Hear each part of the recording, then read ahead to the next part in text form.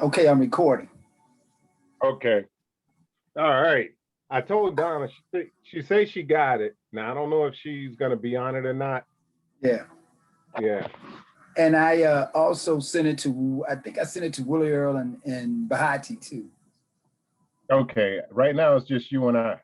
Yeah. Yeah. I ain't heard from either of them, but I figured like, what the heck? For 3 more minutes. Yeah. Look, You know. thing will hurt. Well, we can start talking, man, and like if Talking. whoever shows up. Let All me see. right. Well, I can change this to speaker view. Okay. So the person talking should be the person that shows up in the middle. Say something. okay. What do you want me to say? Can you see me now? There you go. Yeah. Okay. All right.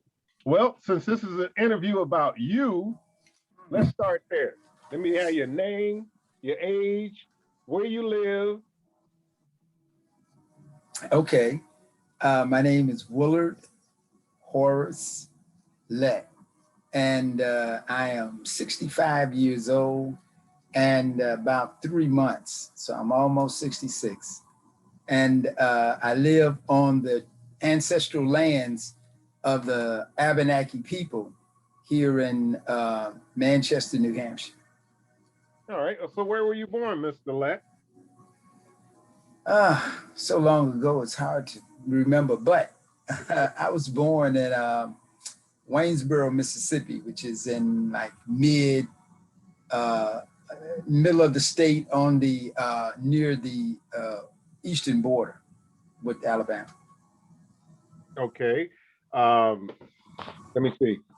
What was your, do you know, well, let's go this route. What was your mother's name?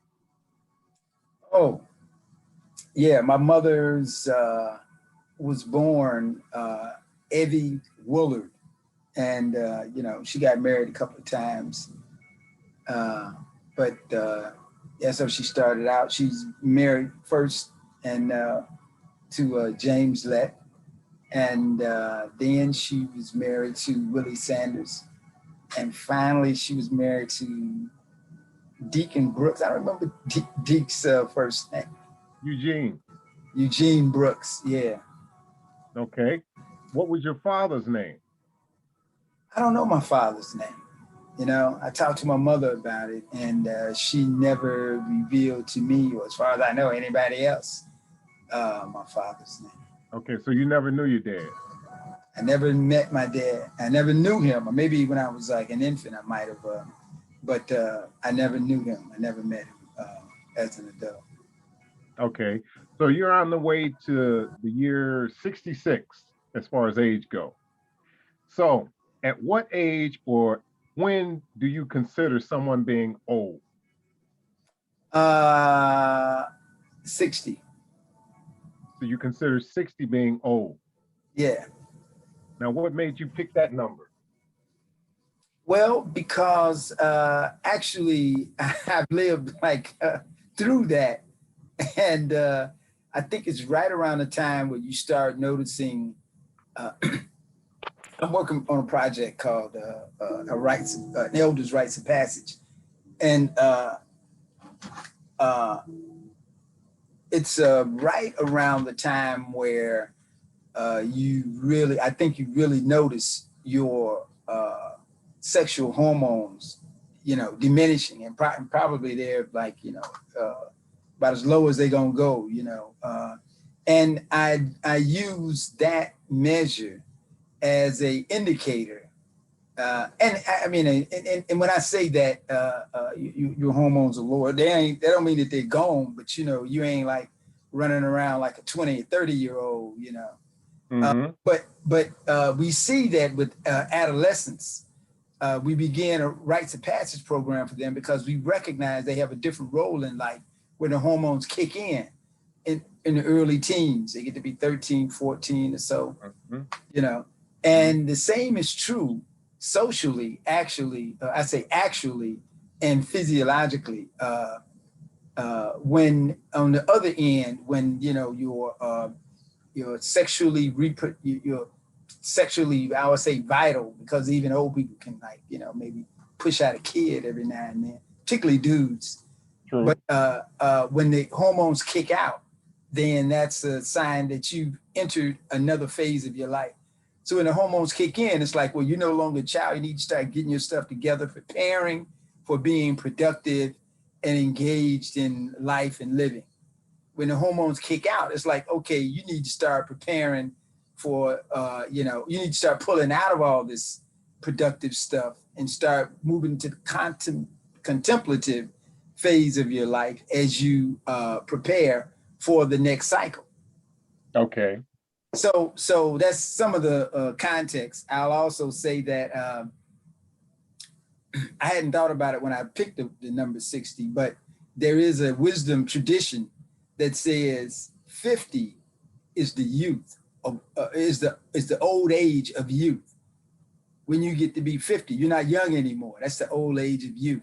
And then 60 is the youth of old age. Okay. When you hit 60, that sounds like an African proverb, and it kind of makes sense. Yeah. Kind of. So I think that 60 is a good place for us to begin to prepare for our new role as, just like when the hormones kick in the early teens, we prepare for our transition from adolescent to adult. When they kick out around 60, it's time to prepare for our transition from adult to elder. Okay. Now, since we're talking birthplace and parents, and me knowing you have some experience with this next question because you've done some research in it. Do you know your grandparents? Well, as I said, I don't know my father, so I don't know my paternal grandparents. Okay. However, I was born and spent my early childhood in Mississippi, and I met my maternal grandparents, my mother's mother and father. And their names? Their names are Fred Woullard and Alina Gray. My grandmother's, my maternal grandmother's maiden name was Gray. Okay. And what do you remember with your experience with them? Not a lot. I mean, there were many of us. I remember, like, it seems like there was a tribe of cousins I used to run around, down in Mississippi. I remember and I had more interaction with my grandmother than my grandfather. I kind of remember him sitting on the porch, and we'd be around. But grandmother would, she'd feed us and that kind of stuff. And I remember having as a snack cornbread, cold cornbread and buttermilk. Yep. I remember having as a snack sweet potatoes wrapped in like a brown paper bag and put into the embers in the fireplace to roast. And then, actually with my grandfather, I remember he took me out to the barn. We had, my grandparents had a working farm and they had a cow, and I went out and I milked the cow. Okay. I used to hang out I don't remember like who was taking me or whether I was just out on my own. I left Mississippi when I was 5. So I had to, in order to be walking around, I had to be like 3 or 4 years old, something like that. But I remember going out to the hen house and, looking at the little newly hatched chicks. And, I imagine that I've even seen chicken like coming out of the egg. At that young age, I have actually wrung a chicken's neck, killed the chicken, taken it by the head and swinging it around. And, plucked chickens. I've, churned the milk. It was a dairy cow, churned milk to make butter. I've, turned this crank to make ice cream. And, I was a little guy. So, and the other, though this is not related. Yeah. So I just had, because I was so little, I just had like incidental contact with my grandparents. It wasn't like we had conversations, and discussions. Right. So I didn't really know them, but I met them and I have memories of them. Well, and me going down and visiting, this ain't about me, but just my experience. It's like bringing the chickens. Uh-oh, somebody's coming in. Yeah, it looks like, Hey, hey, Sounds like hey, hey, brother. you didn't download Zoom to your phone? Oh, is that what the problem is? I'm gonna hang up and come back. Well, you got to go to your, you got an Android, right? You don't have an iPhone, do you? I got iPhone. Okay, so you got to go to the, what is it, the iPhone store or something like that, app store? I already got it. I just gotta go in that and come in. I just dialed the Okay, number. all right, All right. all right, All right. Bye bye. all right. Sorry about Okay. that. No, that's fine. That's baby said. One of my roles with my sister is I'm her tech engineer, you know. Well, as I was saying, is that it's like wringing a chicken's neck is a rite of passage. Ah, okay. I got the opportunity to wring a chicken's neck. Oh, do you Uh-huh. remember rendering the fat with the big black kettle? Yeah. Yeah, I mean, but you know, like I wasn't involved in that, you know. Okay. Yeah, you know, I mean, with the pigs, I didn't slap the hogs. I watched, but I was like such a little guy that, you know, I wasn't involved in that. I remember the smokehouse. I was so young when I was in Mississippi and with my grandparents that I remember we used to have I remember before we had indoor plumbing, we used to have an outhouse. You had to go out to the outhouse and use the bathroom. Okay. You know, so but yeah, you know, and again, I left at such a young age that there may have been things that I witnessed that I didn't really know about, you know. Okay. I wasn't Okay. old enough to understand and like know what was going on, but there are some things that I do remember. Right. Now that's good. Now let's move a little bit forward to your Okay. brothers and sisters. Yeah. Do you have any experiences that you remember, good or bad, fun or bad, however you want to put it, Mm-hmm. your brothers and sisters? You mean as a child? As a child, as a young adult, you know, growing up, getting to know your brothers and sisters. Yeah. Yeah. I mean, you know, me and my older brother have always had a contentious relationship, you know. Like right now I have Who was that one? a divot in my head where when I had to be like about 3 years old, my brother and I were fighting. I had a snuff can and he wanted it. I don't remember exactly like what happened and how it came, but we were tussling over this can. Mm-hmm. And if you've seen a snuff can, the edges are sharp. Right. And so I cut my thumb, and as it healed, part of the my flesh popped out. So I still have a knob on my thumb from that incident. And then we something else. We got into it about something else. What I have no idea. But I remember I was running away, doing my thing, and he threw a brick and it hit me in the head. Wow. I right now still have a divot where there's no hair where I was hit in the head, you know, Wow. as a Who's that child. on the other line? Who just joined us? This is Donna. Hey, Hey, and I'm here too. Oh, hey, Hey, Auntie. Hey, Dad. Hey, Uncle.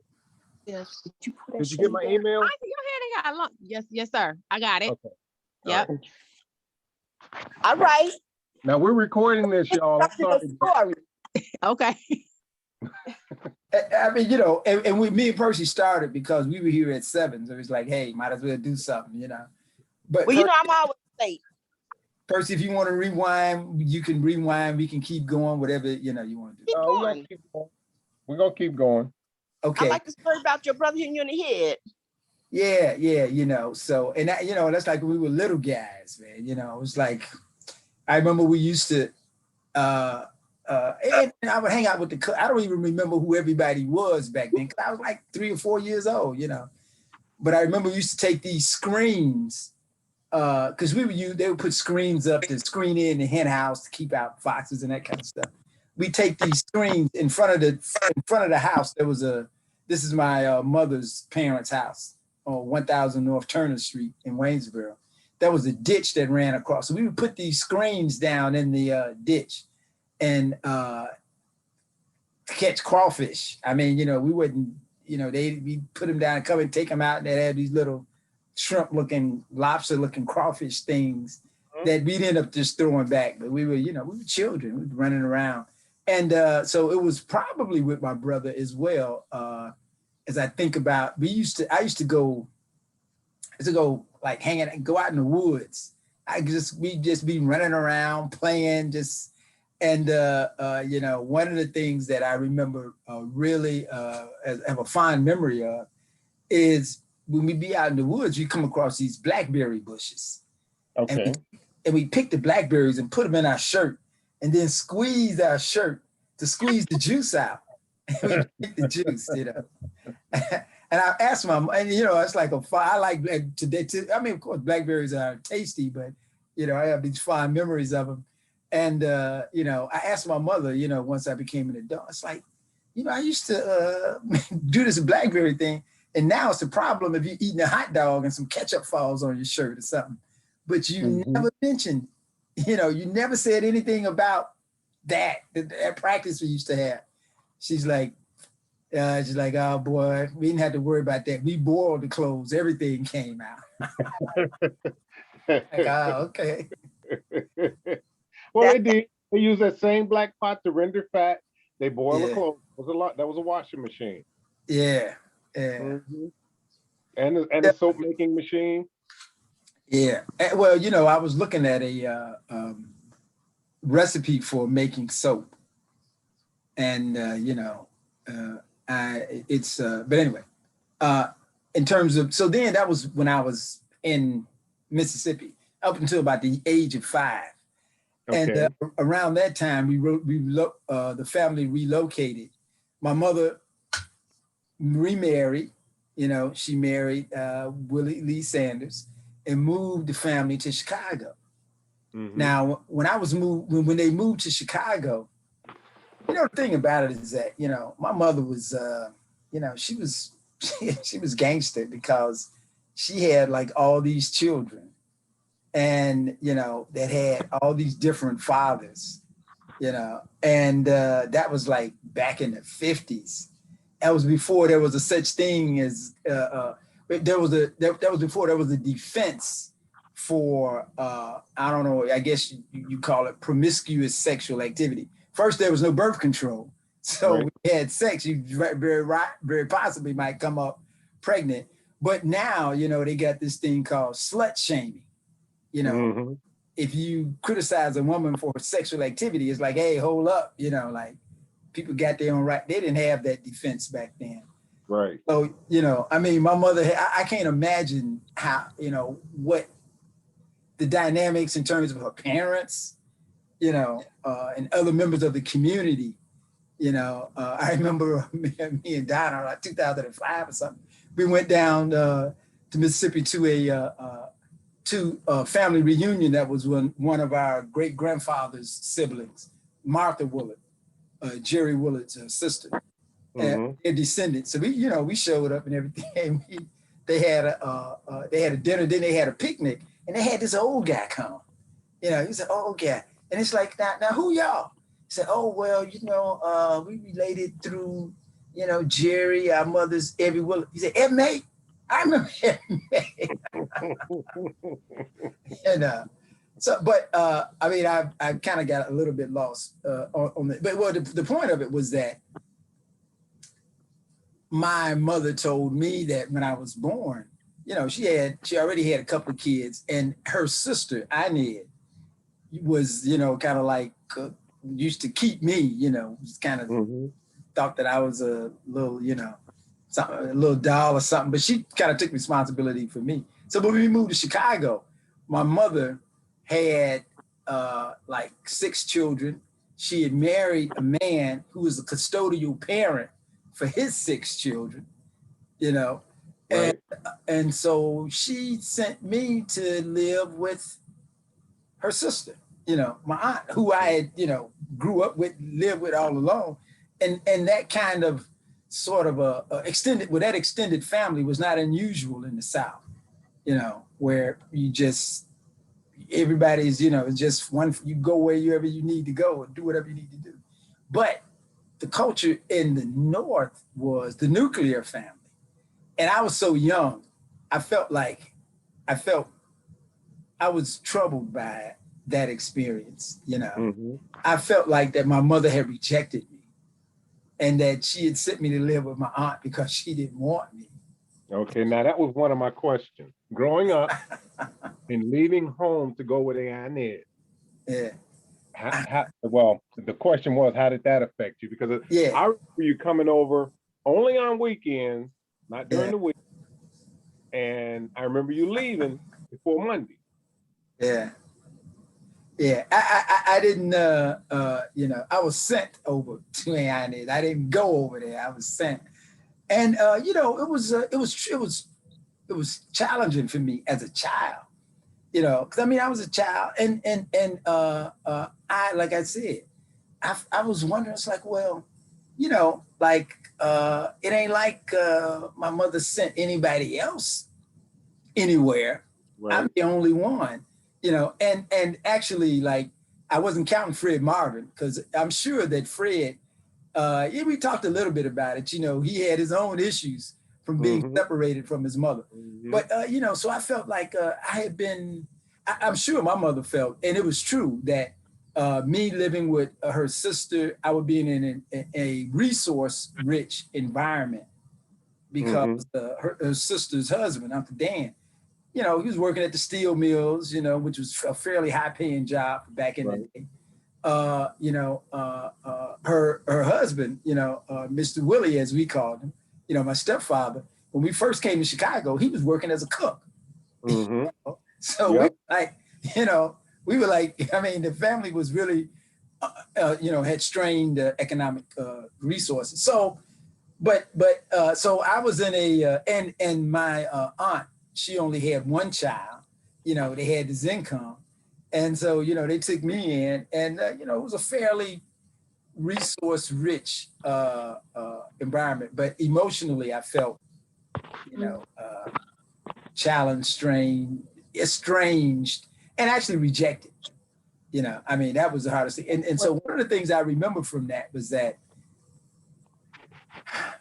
I got the message some kind of way. I don't know if my aunt or if my uncle told me to call them mom and dad, but I got the message some kind of way that was what the expectation was. Okay. So when I come and visit my siblings and my mother, I often felt conflicted I felt uncomfortable calling my mother mom in the presence of my aunt, or calling my aunt mom in the presence of my mother. I mean, and I was a kid, and back then you just a kid, you do what you're told, you don't, anybody explaining that to you, they telling you what to do. Right. So that was kind of challenging. And so I would come and I'd visit my siblings and, hang out, and then end up leaving and would have this, longing and desire to feel like I belonged to, the family. And at the same time, it was years, I didn't realize it, but years later, again, my brother, my older brother was telling me like, hey, he was kind of like jealous and resentful that I wasn't part, that I was living with my aunt, in these fairly, or relatively better economic situation and conditions than he was. So I was watching him staying with the family and envying him, and he was watching me going back over to my aunt, envying me, for my situation. So now, you keep mentioning this older brother. Do you want to mention a name? Oh, I only have one older brother, and that is James. We know who it is, but for the video. Yeah. Okay. Yeah. My older brother James. He was my older brother when we were young, and continued to be. And we had, I think it's more of a function of his personality than mine. But we had this contentious relationship. I guess probably that's probably not true that it's more of a function of his personality. If I was more willing to kind of just go along and do what he says, it wouldn't be no problem. But because of my personality, where, I got these boundaries and limits, then it's, conflict. But there's always been this conflictual element in our relationship, you know, which happens with siblings all the time. That's true. That's true. Yeah, I mean, you know, I ain't, you know, criticizing him or anything. I'm just sharing with you what my experience was, and you know. Mm-hmm. So And that's what we want. yeah, What about some of your other brothers and sisters? What kind of experiences have you had with them? well, I'm about to get to that, because I had, you know, since when I first came from when we first came from Mississippi, since I was living with my aunt, I had limited contact with my siblings, you know. And when I don't, like you said, I'd show up on weekends, and it was like, you know, we were like on a date, you know, it wasn't like we were married and saw the whole spectrum of experience. It was like I was a guest and commented like, hey, you know. So, but when I was 11 years old, this is really, you know, it was a pivotal moment in my life. When I made the decision, I said, you know what? I want to be with my siblings. You know, I want to be part of of a family with my siblings. And so one day and I guess I plotted it out, but I saved up my money. I saved up bus fare. I was living out on 89th and Blackstone, which is about 3 blocks west of Stony Island. And I so remember the place. yeah, so I was out on 89th and Blackstone. I was 11 years old. The family was living on 65th and Kimbark. Kimbark is like, you know, about 4 blocks. No, it's about 6 blocks west of Stony Island. But I took the bus. You know, I saved up my lunch money. I guess it was lunch money. I don't know what it was, but I had enough money. And so one day, I think after at lunchtime, I think I left at lunchtime, and I went and I caught the bus and I took it, you know, to my mother's house on 65th and Kimbark, you know, and I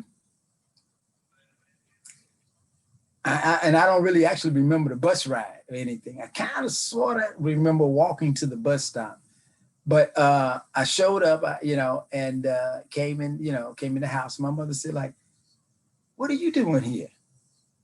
You know, because it was probably in the middle of the week and it was in the middle of the day, you know, and I said, hey, I want to come home, you know. So she said, okay. And I remember my aunt, her sister, Annie, and her husband, Uncle Dan, they came by and they were talking and they were arguing. And, you know, I think my aunt and uncle, they were upset because they were like coming back. They were coming by to get me, to take me back, you know, take me back home as far as they were concerned. And, you know, my mother's like, no, you know, he wants to stay here. So, you know, I'm gonna let him stay, you know, he's gonna stay. And I didn't realize, you know, the sort of the significance of me making that decision and making that request, or even more importantly, the significance of my mother saying, you know, allowing me to stay, not sending me back, you know, because even after I stayed, I still had this chip on my shoulder about she didn't really like me. But, you know, now, listen, I tell y'all now, I don't, you know, now that she's gone, when I like go into places and people like, oh, what's your name? Well, say no, it's W-O-U. It's like, oh, okay, that's different. I said, yeah, you know, that's my mother's maiden name. It's like, oh, it's like, yeah, I was her favorite. Yeah, I was her favorite, you know, she gave me the maiden name. But so, you know, so it was then when I was about 11 when I kind of like met my brothers and sisters. And it was around about that time that Donna was born. You know, so we're looking at about 64, 66. Well, I was 11, so it was 66. It was probably 65, maybe, something like that. You know, and Donna, what year were you born? 4. 64. Yeah. Donna's 64. Yeah, and so you were a little baby, you know, when I came. I mean, my mom wasn't pregnant and nothing. That was all over, you know. And I was hanging out, you know, I mean, I was there. And so once I was back, you know, I just, You know, he sent me to school. I'm rumbling around, and I was hanging out with my older brother, with James. And we were like over in this neighborhood where this organization, this youth organization called the Blackstone Rangers was founded. In fact, it was like a block. We were on 65th. So there was a church on 64th in Kimbar where they had started to meet, and, you know, they were like, you know, they had started this youth gang that had, you know, they started having little groups. So my brother was running around with some of the guys. So I was running with him, you know, 12 years old, you know. And so we joined this youth organization called the Insane Maniac Blackstone Rangers. Okay. So I was an insane maniac, you know. You hear that, Bahati? I'm listening. I was a little younger than her son. I was a little younger than her son at the time, you know. I mean, you know, like, so it's stuff I've told my family, like, so when I was 11 and I came, you know, to live with the family, you know, I was running around, I was kind of like doing my own thing. I was chasing, I say chasing, but like following behind my older brother. And, you know, I guess he might've been smoking cigarettes. He's a couple of years older than me. So I started, when I was 11, I started smoking cigarettes, and, you know, he had a couple of hustles, you know, where he'd go and, you know, do, you know, work, that kind of stuff. I'd like follow him around, and we finally moved from 65th and Kimbar, and while we were on 65th and Kimbar, my mother's youngest brother, Arthur Woullard, Flex, came to visit. And Flex was a inveterate, and there's another word that I want to say, but he was a womanizer. And, you know, so he had hooked up with this woman. Turned out she was married. I don't know what he was around for a while. He was like up in the city it wasn't like it wasn't like me. I show up for a day and then end up leaving. He was like staying at the house with mom. And so the woman's husband, as I understand it, the woman's husband, you know, followed him, and he was sitting out front of the house, you know. And I was there and I was listening, you know. And so Flex came in, and, you know, my stepfather, you know, Mr. Willie, he was like, well, what's going on, man? And Flex was like, yeah. You know, this guy, he's sitting out there, and, you know, he's followed me, you know, and so my stepfather said, well, wait a minute. So let me go in here and get my gun. He had a shotgun, loaded it up, and he laid it in the bed. And Donna was a little baby. She was laying in the bed, you know, but he took the shotgun and laid it in the bed. And he said, well, go out there and tell him to come on in. Tell the dude to come on in instead of just sitting out there. So Flex went out, and the guy came in, and they were sitting in the front room. And I was in the room. There was like a living room, and then there was a short hallway, and there was a room right off of that hallway, but they shared a wall with the living room.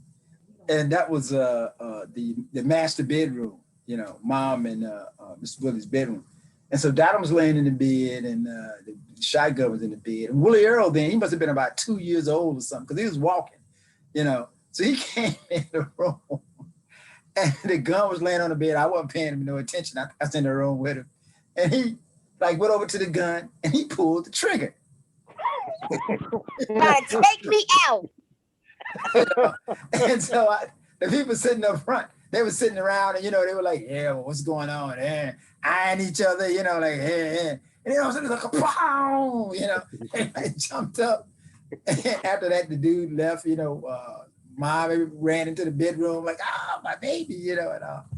And that's something that I remember. That's one of those ACEs, they call them ACEs, adverse childhood experiences, or these experiences that create high emotion, you know. I remember that because that freaked me out a little bit. So then we moved, I don't know how long, maybe a year or two after I showed up. And that would have been about like 60. No, I think we were still on Kimbark in 68 when King was shot. Okay, yeah. Yeah. And so, cause I remember I wasn't involved in the riot and stuff, but I remember hearing about it. And so after that, around 69, we moved over to Ellis, 61st and Ellis. Mm-hmm.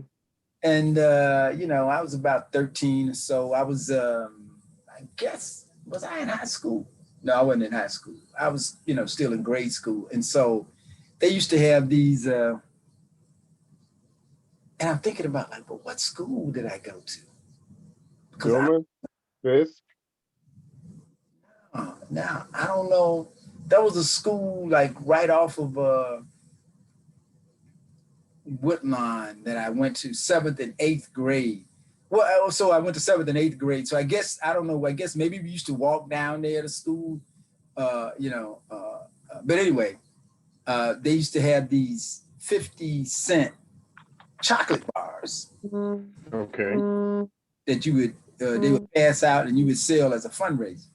So I was following my brother, my older brother, James. And we were living right off of the housing for the college professors and staff for the University of Chicago. So we take these 50-cent these 50-cent chocolate bars, and we go over there and we like, you know, we come up with some kind of story, and we'd sell the chocolate bars for like, you know, how much they cost? $1, $2, you know, we get $5 for a chocolate bar. That was our hustle, you know. So they kept me in cigarette money. I didn't have no problems, you know. and then James, there was and there still is these organizations that come around and they get young kids to sell magazine subscriptions. So we had a script. I think I was too young to actually do the work, so I lied about my age, you know. And so all of this time, like my other siblings were younger than me, so I didn't pay much attention. Like Elaine, you know, Percy, Donna, whatever. I didn't really pay them much attention because they were younger than me. I was trying to like, you know, do my thing, hanging out with my older brother, you know. And also during this time, I mean, my stepfather's children were, you know, in the picture. I met, you know, and we were, you know, his family was part of our extended family, you know, his sister and their children. I mean, we still, you know, like Aunt Cat, you know, Willie Joe, you know, we used to go see little granddad. I remember him, you know, my stepfather's father, and, you know, still have relationships. And I'm sure if I show up at a family reunion, somebody gonna remember me, you know, from back in the day. But so we were there for a while, and then finally, at some point, my stepfather, Mr. Willie, started working at Standard Oil, I believe. Mobile. Yeah. And so that was, you know, it was a steady job, fairly well paying. And he had already started preaching by then, you know. I didn't even mention, I started out when I was out on Stony Island, and the family was on 65th and Kimbart. But before that, they lived, before 65th and Kimbart, and you know, I was fairly young then, when my older sister, who I don't mention much, she's like, you know, about 4 or 5 years older than I was, but that at that time, that made, you know, all the difference. And they lived on, I was so young, I didn't know the street, but they lived right off of, there was a park. What was the name of that park? I used to remember that park. I can tell you, we can find out what year it is, because there's a guy named Billy, what was this guy's name? He used to sing this song, Sitting in the Park. Oh, yeah. Sitting in the park. The year that came out, they were living in this, and it was before he was a preacher, actually. That's what I talk about, he was a preacher. That's what made me think of it. There was a church, a little storefront church across the street. The pastor there was Reverend Nunn, And Reverend Nunn, I believe, ended up ordaining him, ordaining my stepfather. And that was when my sister, when we were living over there, my older sister met her first husband, Leslie Williams, who was a teenage gangster. Back So then. who was your oldest sister? What was her name? Oh, Eleanor. She started out Eleanor Lett, and then she was Eleanor Williams when she married Leslie Williams. And they ended up having 2 children, Ebenita Williams and a son that was first named, they named him Leslie, and then they changed it to Charles. They did? Yeah, because that's what you call him, Chucky. I always known him as Leslie Williams Jr. On his headstone is Leslie Williams. Leslie Williams Jr. I thought they changed it to Charles because, but anyway, it may have been Charles and they changed it to Leslie. I thought it was Leslie and they changed it to Charles, and that's how we ended up calling him Chucky. Yeah, we call him Chucky. Yeah. Well, short for Chuck is short for Charles. Right. Yeah. Yeah. So there was a name change in there somewhere. So who knows? Ask me about that one if I talk to him. Yeah, maybe I got it backwards, but yeah. And I've always had I don't know, I always had a good relationship with my sister. I was just thinking, it's like, I looked up to my older siblings, but yeah, so we moved the family moved from 61st and Ellis to 55th and Emerald. Okay. In the West Inglewood community.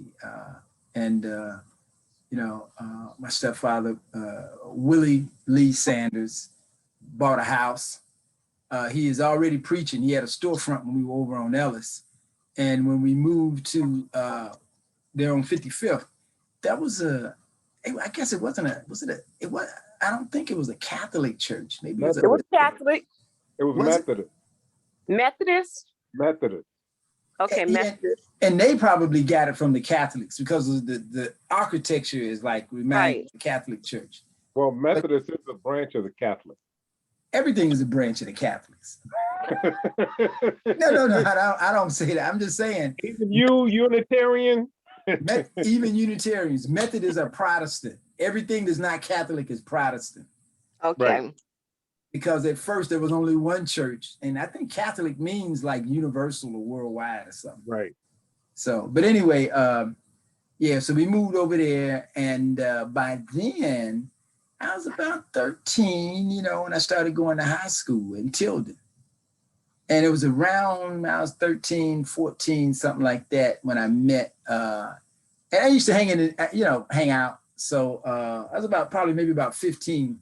But when I moved over there to Emerald, shortly and started going to high school, shortly after moving over there, maybe about a year or so, a guy moved 2 houses over.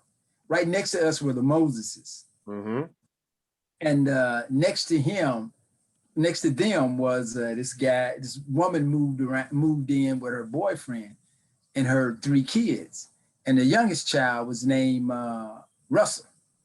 They were the worst. Yeah. I remember Russell. Yeah. And so Russell was the one who introduced me to marijuana. He introduced me to John Coltrane.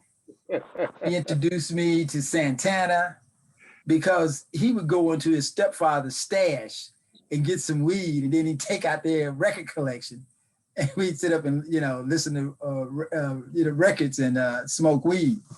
Okay. I was about Bahati's son's age then. Around 13, and so a couple of years later, I met. I was because I thought my mother didn't like me, I wasn't very confident. I didn't have a lot of self-confidence. I had self-image issues. I, didn't feel like I was, I felt like I had been rejected and I wasn't worthy or something like that, because there were a bunch of girls who lived on 56 in Emerald. Mm-hmm.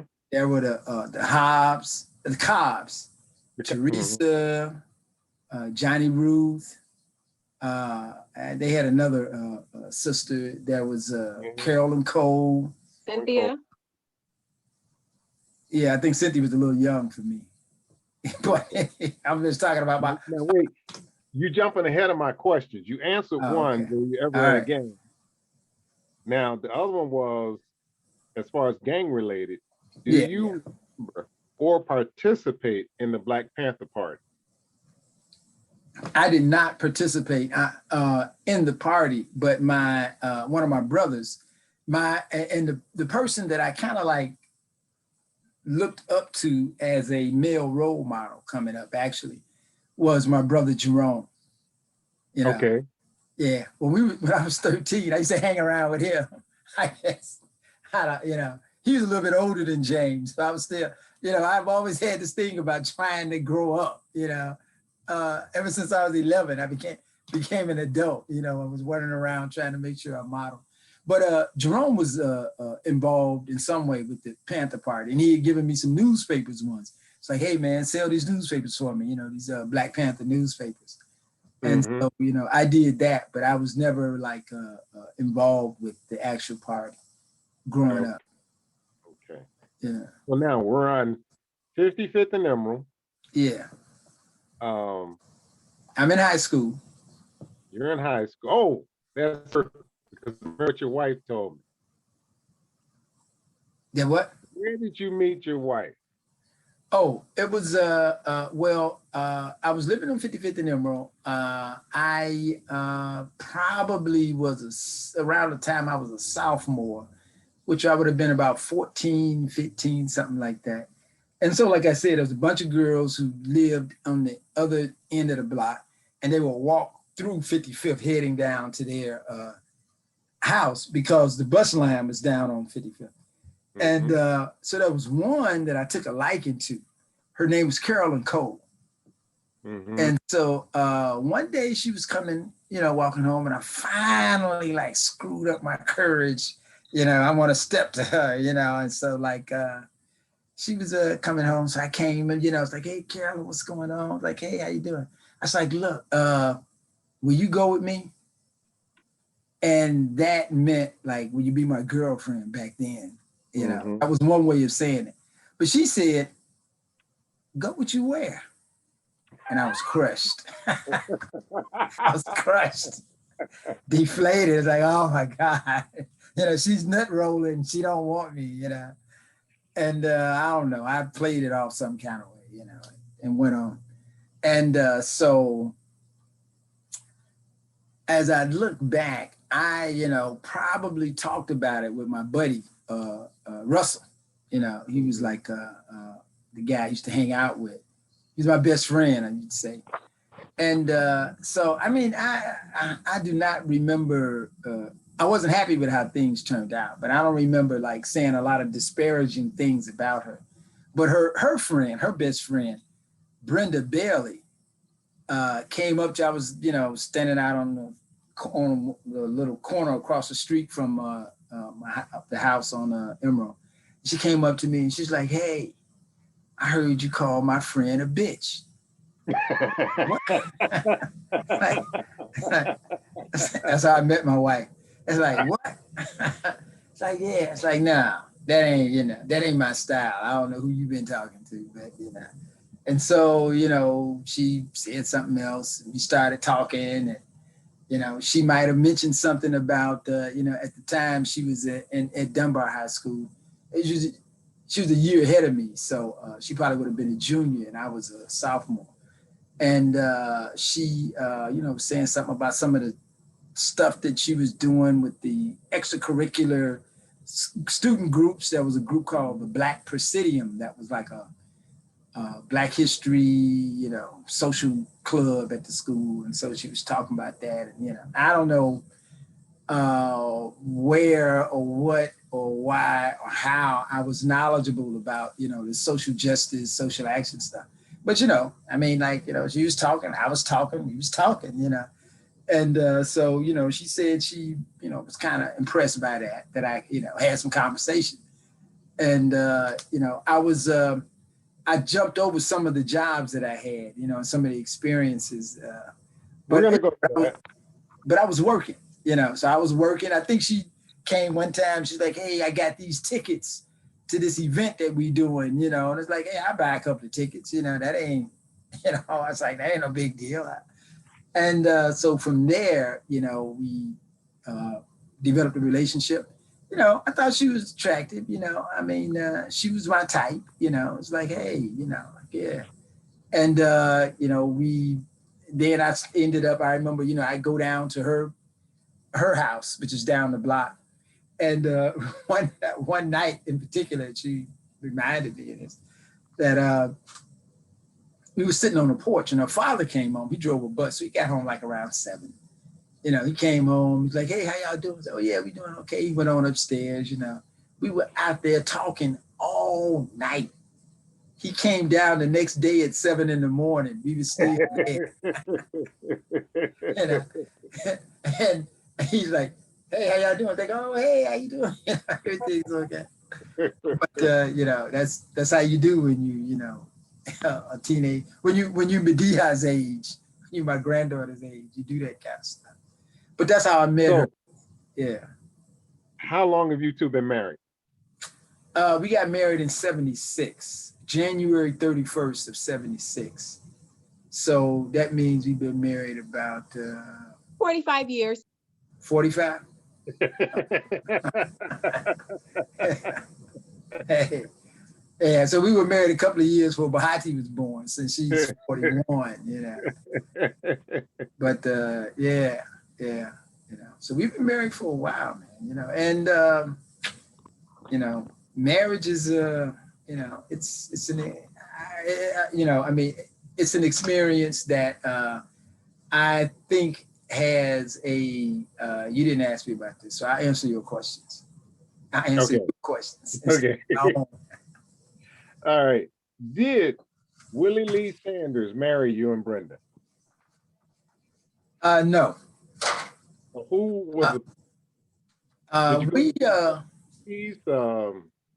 yeah, it was we went downtown to the courthouse, the county courthouse, and the guy that was there, the employee that was there, you know, he probably was a justice of the peace, you know, and they said we had to have a witness. So I paid some guy like $20 or something like that to be the witness. And we got married down at the county courthouse. 45 years later, y'all still hanging in there. Well, you know, it ain't the wedding that makes the difference. I ain't saying it's a wedding. I'm saying that 45 years later, I'm still hanging in there. Yeah. Yeah. I'm chasing you. Yeah, you know, I mean, yeah, that's true. And, you know, I think that it's, that says something, you know. I was just talking to a couple of guys that were, that I knew about 40 years ago, well, not 40, maybe about 35 years ago, when Bahati was small and she was going to school, the independent Black private school in Chicago, New Concept Development Center. And Mosi Kitwana and another guy, Heru Hefnu, they were like, I knew him from back then. I was talking to him the other day. And, you know, like a lot of people, I mean, you know, I don't claim a lot of credit for the fact that I'm still married. It's as much in spite of me as it is because of me. But many of the folk that, you know, like we knew and we've known over the years, a lot of them have already broken up. You know, they didn't make it this far. So one thing we did skip over, your military experience. Oh yeah, you know, like I was following my brother. I was let's see, how did this happen? Okay, now prior to your military experience, you had another experience, I want to say after school? Well, I dropped out of high school after my sophomore year. Right. I have on my wall right now a certificate that I earned through Job Corps. Bingo. Okay. So so I was like about a year or so behind my brother, you know, in school. I was younger. So, but he went away to Job Corps. So I was like, hey, you know, and I found out you could get your your high school diploma by, you know, taking this test, the general equivalency diploma, GED. And one of the challenges that I've had that, you know, many people have is that I was too smart for my own good. You know? What makes you say that? Well, because I thought, hey, I could skip a couple of years of school by taking the GED, you know. And so I went to Job Corps, and Job Corps, if you stayed in 6 months, they gave you, like, they saved up some money, they gave you this bonus. And so I went to Job Corps, and I said, okay, I'll just take the GED. I ain't got to go to school, you know. And I was like, you know, I mean, I was a troubled child. They sent me to the principal's office, and I want to take my coat off, and, you know, craziness, you know. And this is all based on my feelings of, you know, dejection and self-worth. I'm telling you that. I'm not asking you. I'm saying that's what it was. But yeah, you know, so I went to Job Corps, and I did the GED in like 3 months. Okay. You know, I was finished with that. And part of the thing that was, and so, you know, I mean, I had, you know, I learned some stuff, but I was kind of smart. The thing that made me too smart for my own good, one of the things that I did, because at Tilden, you know, when I dropped out, I hadn't taken algebra. So I didn't know how to do algebra, but there was algebra on the GED. And so I thought that I was like, you know, outsmarting the educational system by passing this test and not knowing algebra. Like, oh, I ain't gotta, like, you know, do all that studying. I'm gonna, like, you know, I don't know, but I did it, you know. And years later, when I was in a PhD program, and we were doing these multivariate statistics, you know, I mean, algebra is like the basic, the bottom lowest level of that kind of, you know, mathematical work. And I had to, like, struggle through these advanced statistics courses, not knowing algebra. So I'd, like, go through this whole thing of arithmetically solving these, like, you know, multiple regression problems and, like, you know, just all kind of stuff. I actually would have been, it would have been to my benefit to, you know, study that. No. But I was, you know, too smart for my own good. It looks like Percy's having some connection problems down there in Mississippi.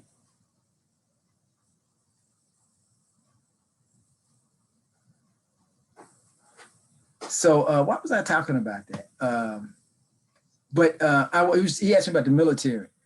So I finished. I finished. I like. We can't hear you, Auntie. Oh, she's muted. Yeah, I don't think he video anymore because he gone. Well, no, it's my account, so the video is still running. Oh, okay. Oh, it's your camera. Yeah, it's my Zoom account. Okay, so you're actually videoing. Yeah, I set the meeting up, so I'm recording it. Yeah. Okay, so keep on. You're gonna come back. Yeah. So I you know, went to Job Corps, and after about 3 months, I finished the GED. I had to stay 6 months in order to get the money, so I was like, hey, I'm just going to have to hang around a few more months. And when the 6 months was up, because I went like in November or something like that, and around March I came out, and you know, I was there long enough to complete the cooking certificate thing. I think maybe that was the trigger. So once I finished this course, I'm out. You know, so I came back, and it was in Indiana, a little place called Edinburgh, Indiana. And I came back to Chicago, and I enrolled in Olive Harvey College. So in my senior year, in my senior high school year, I was up I was at in junior college, you know, which is sort of, I guess, what I wanted. I guess, you know, just, you know, not really putting it all together. So I must have been, how old was I then? I must have been about 16 or something like that. And that would have been like 71, something, you know, I turned 16 in 71. So I guess it was 73. My brother, James, said he was going to join the Army. So I'm like, well, you going to join the Army? I'm going to join the Army too. You know, I like my brother, you know. And so we went in. He had finished high school. You know, that year that I was in, I don't know how I'm saying he had finished high school. I guess, did he finish high school? Because he was in job. I went to Job Corps because he talked about going. It seems like he finished high school though, because we went to the Army recruiter and they had just started a new policy where you had to have a high school diploma in order to join the Army. You know, because they had cut the draft before when they were sending people over to Vietnam to fight. It's like, as long as you could pick up a rifle, you was going, you know. But then the Vietnam War was wrapping up. And so they started this new thing, the professional Army, and you had to have a high school diploma. So we went into the recruiting office for the Army and they signed my brother up. And when I came, they're like, yeah, okay. He said, well, what high school did you go to? It's like, well, I dropped out of high school. I don't have a high school diploma. I got a GED. It's like, what, you ain't got a high school diploma? Well, we can't take you. So I was like, man. So I left and I walked down the hall and there was a recruiting office for the Air Force. So I went in there and it's like, hey, I want to join the Air Force. It's like, well, you got a high school diploma? It's like, no, I have a GED. It was like, hey, cool, that's a high school diploma. So the program was so new that the guys in the Army, the guy that was working, the recruiter in the Army office, didn't realize that GED and high school diploma were equivalent. But anyway, so I ended up in the Air Force. That's how I ended up in the Air Force. And my brother ended up in the Army.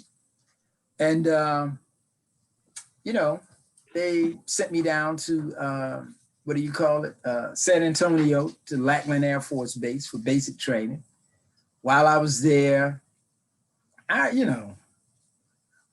said it before, I was kind of a troubled child, still carrying this chip on my shoulder. And some kind of way, you know, they have all these rules when you're in basic training, like you can't do this, you can't do that, and that.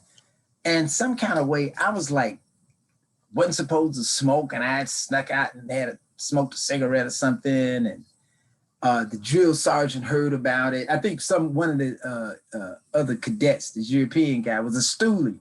He's like, hey, drill sergeant, Woullard, he did so and so and so. And of course I didn't. I was like, what are you talking about? I didn't do anything.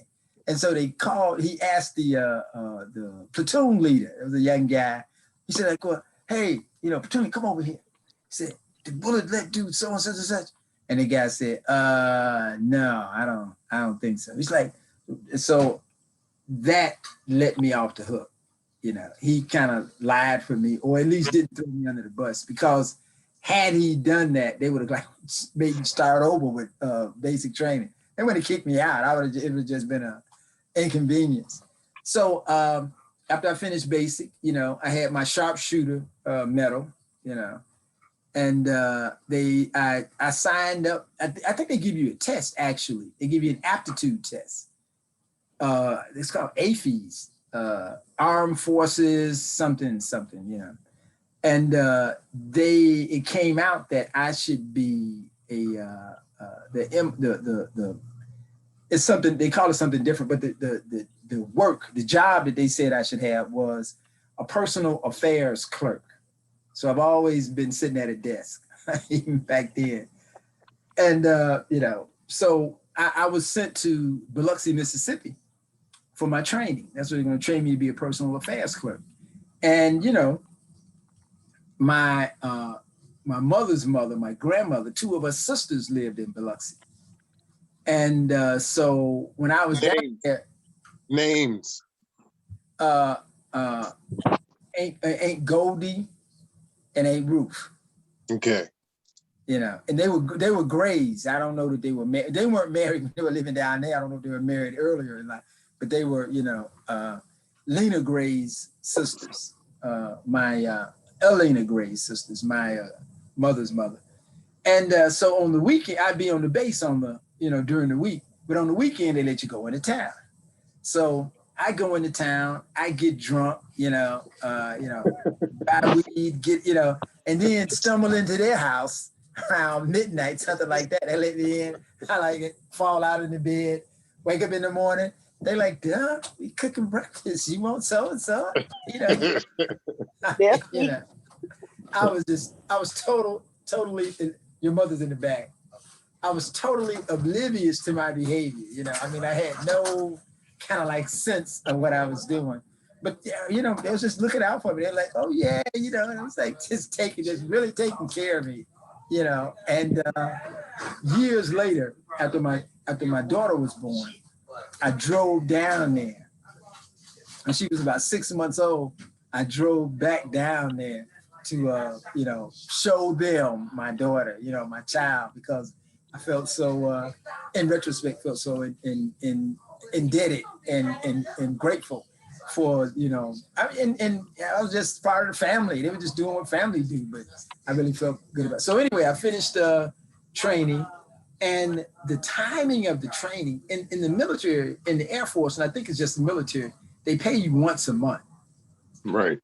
So if you're not there when it's time to get paid, you got to wait to the next pay, the next month. You got to be there. Mm-hmm. So my timing was such that when I got to my duty station after my training in Biloxi, I was assigned to Langley Air Force Base in Langley, Virginia.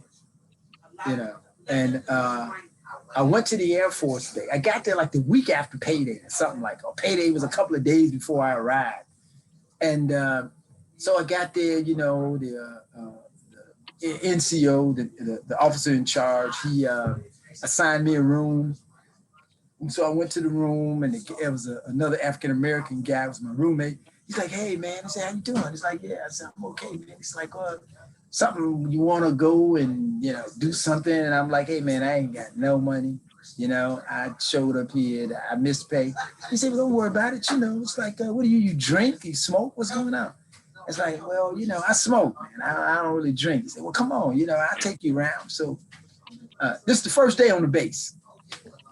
So he took me by this guy's room, and they sitting around. It's payday. Everybody's all, packed up. They on full. So they were sitting around. Mm-hmm.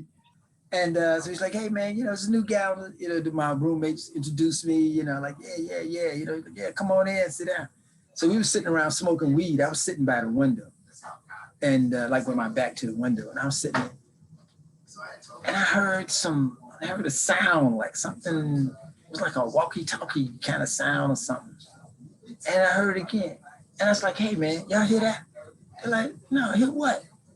There might have been music playing or something back then. That would make sense. I don't know, but they say, like, hear what? And I guess they turned the music down. And then somebody outside the window hollered, stay right where you are. We got you surrounded. And somebody bang on a boom, boom, boom, boom on the door. So they open it up. It's the police. It's the military police. Before this happened, my roommate, after we sat around, I guess I smoked a joint or something like that. He's like, well, I don't smoke, man. He said, you ready to go? I was like, no, man, you go ahead. I know how to get I know the way back to the room. So I'm good. I'm going to stay here.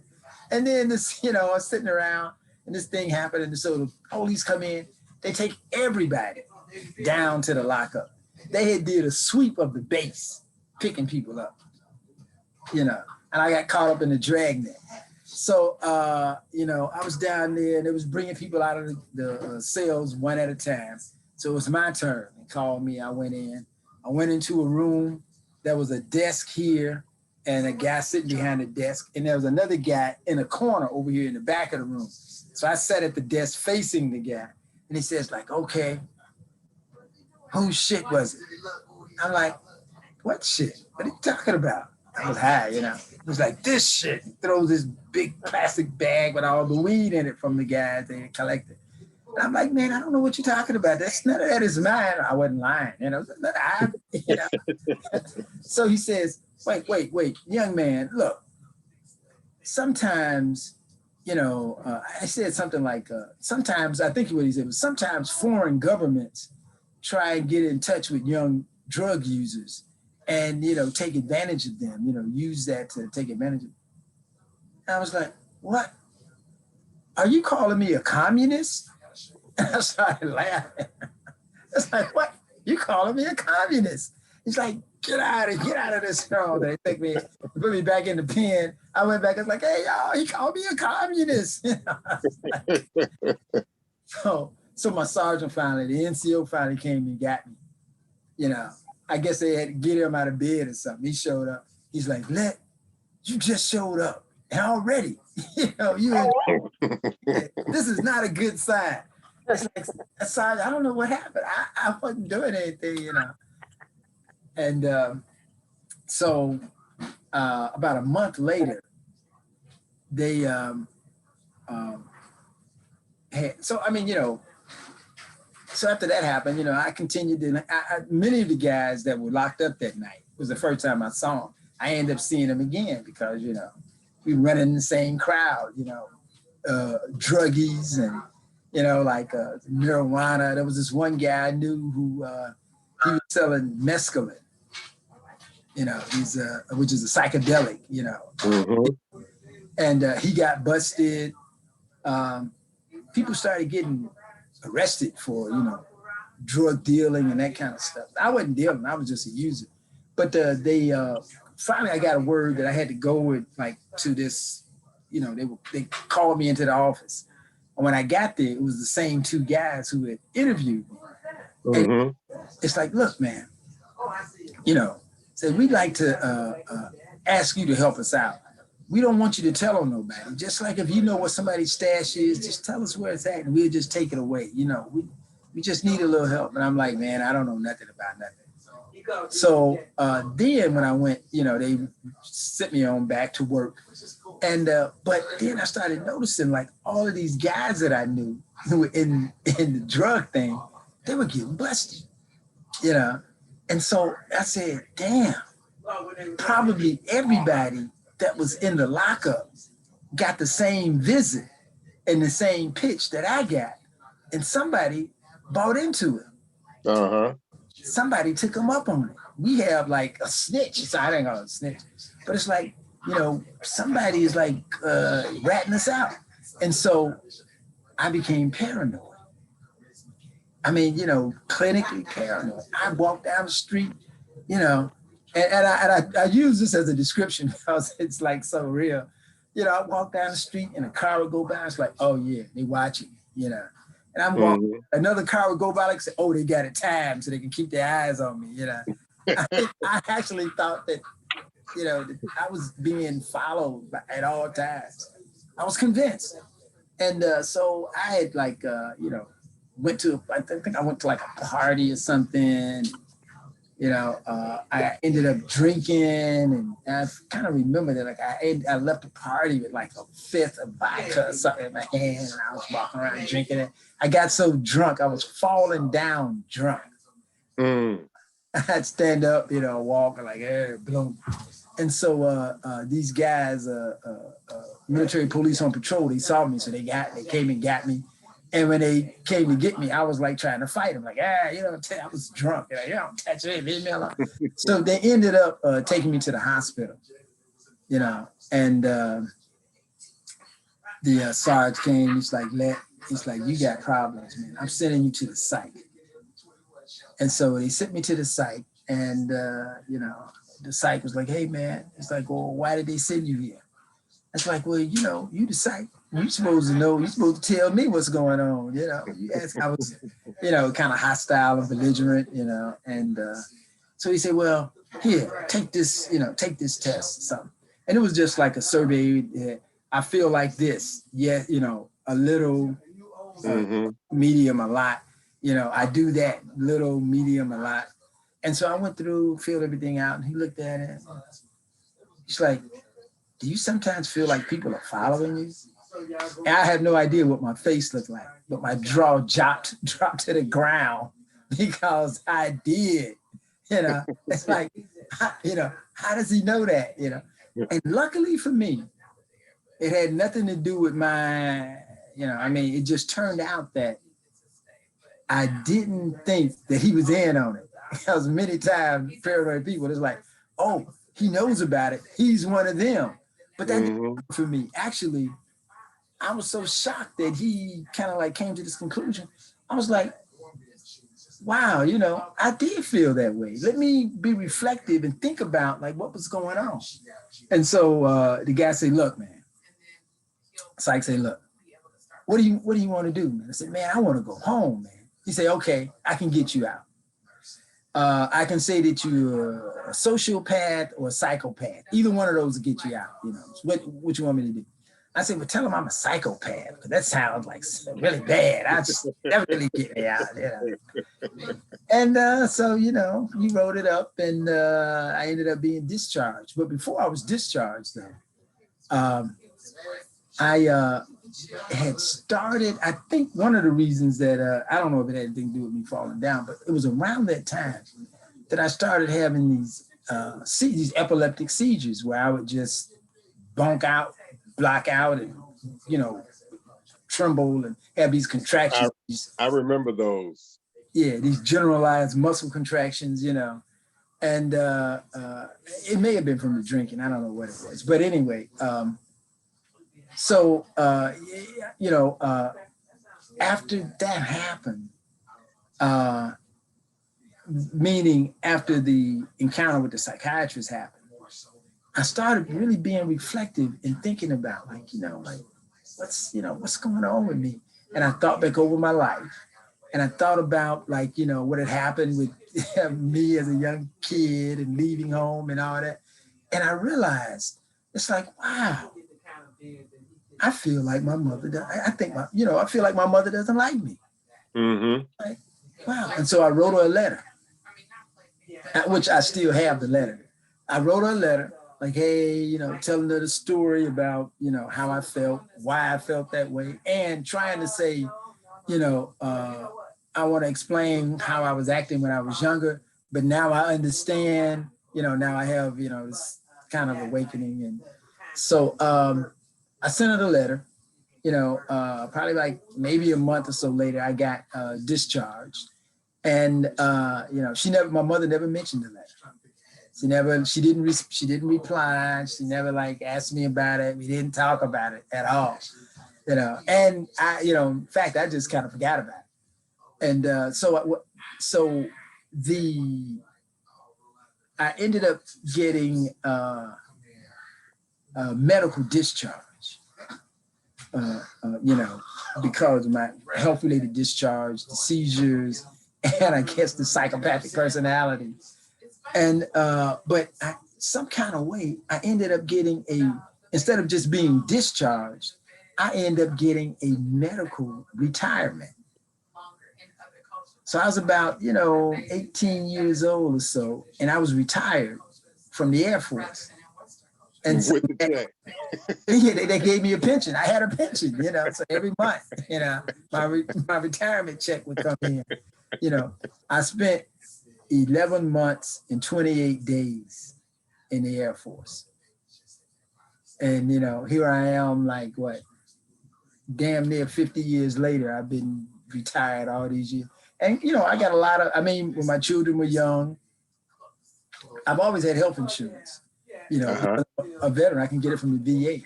But because I was retired, my children could get health insurance. In fact, at one point, I think like all of my dependents, all the family, we all had these, I had my retirement ID, they had dependent IDs, you know. Okay. You know, and that was, you know, I mean, and so I came back from the military and got a job working at the Veterans Administration on Taylor Street, West Side VA, and working in food service. And because I was, you know, I went into the military during what was called the Vietnam era. The Vietnam War had stopped in like 72 or something like that. And the Vietnam era ended in 73. And I got in while it was still Vietnam era. The war wasn't happening, but it was wrapping up. And so I had access to all the, like wartime GI Bill benefits. Mm-hmm. And they had it set up so that, you could, they'd send you to school and they pay you as long as you didn't fail the course. I want to say pass, but all you had to do is get a D. So, I was working at the VA and I had a part-time hustle while I was enrolled in school. So I signed up for the classes. I go to the first day. They give you the syllabus. Right, this is what we're going to study. They give you and tell you what books. The VA paid for my books. And when it came to be about a week before midterm, I'd sit down, go through the syllabus, go through the books, show up, take the test, and then, going about my business. And about a week before final, I'd sit down, go see what was supposed to cover, go through the book, take the test. As long as I got a D, I was good. And I was able to do that. And that's just being, I was, trying to play the system. I'm too smart for my own good, Mm-hmm. But so I did that. And I was working at the VA, and the lady there was a woman at the VA who said, it turns out while I was working at the VA, one of my coworkers was related to me. I didn't know it at the time. My mother's grandmother had a sister who had a son, James Johnson. Mm-hmm. Yeah, I Okay. remember James Johnson. I remember James. Yeah, that's the Estes, And James had a daughter who was working at the VA. And we worked at the VA for years, never knew we were related. I was at his house one day and she came in. He's like, hey, this is my daughter. It's like, what? It's like, But the woman who was running the food service department at the VA told me one day, she said, I'm gonna fire you because you can do better than this.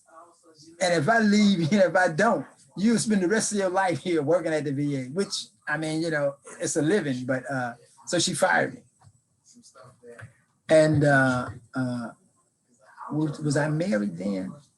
Because I was maybe not. I don't think I was married then. Because let's see, I ended up, so one of Brenda's buddies is this guy named Sturgis. I know him. John Sturgis. And, because they had a group of folk, young people down on 56 in Emerald, down a block called the Hustlers. Sturgis, Fat Cat, Greg Brain. Greg Brain had another brother, about 5 or 6 guys, and a couple of girls used to hang out with him. Brenda used to hang out with him, and because she was athletic, so she'd be out there playing ball and that kind of stuff.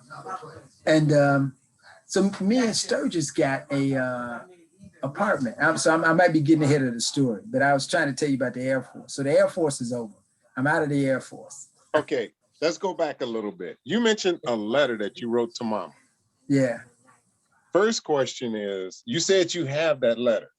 Yeah, when Mom was living on Garfield Boulevard in that senior citizens home. Yeah. I guess that's before she moved in with Donna. She was living. Okay. Uh-huh. You know what I'm talking about, Donna? I know the senior citizens home. Yeah. I must have been in my 40s then. That must have been about 20 years ago. But one day, and it was around the time when the video that I took of her, it was during that time. That's where we were when I took that video. Okay. In your citizens home. But one day I came by and she said, Dub, here, take this, I was like, take what? It's like, here, I got this. I was like, what is this? She said, that's that letter you sent me I was so mad when you said that to me, you know.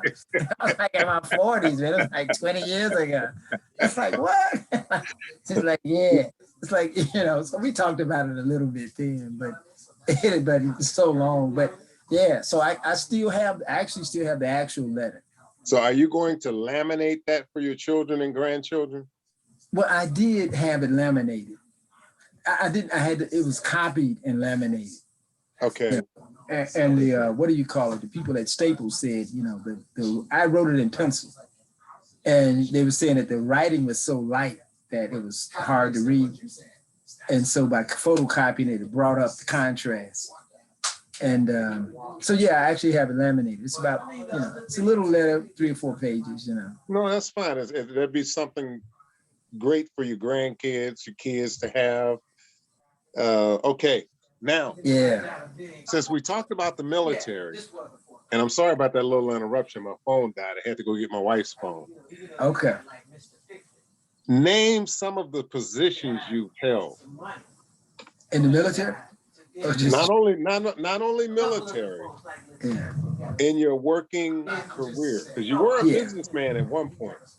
Yeah, but you know, there's I have this kind of, I don't move around a lot, you know. I mean, as you can see from my marriage, I kind of like, you know, I don't move around a lot. But I'll say though that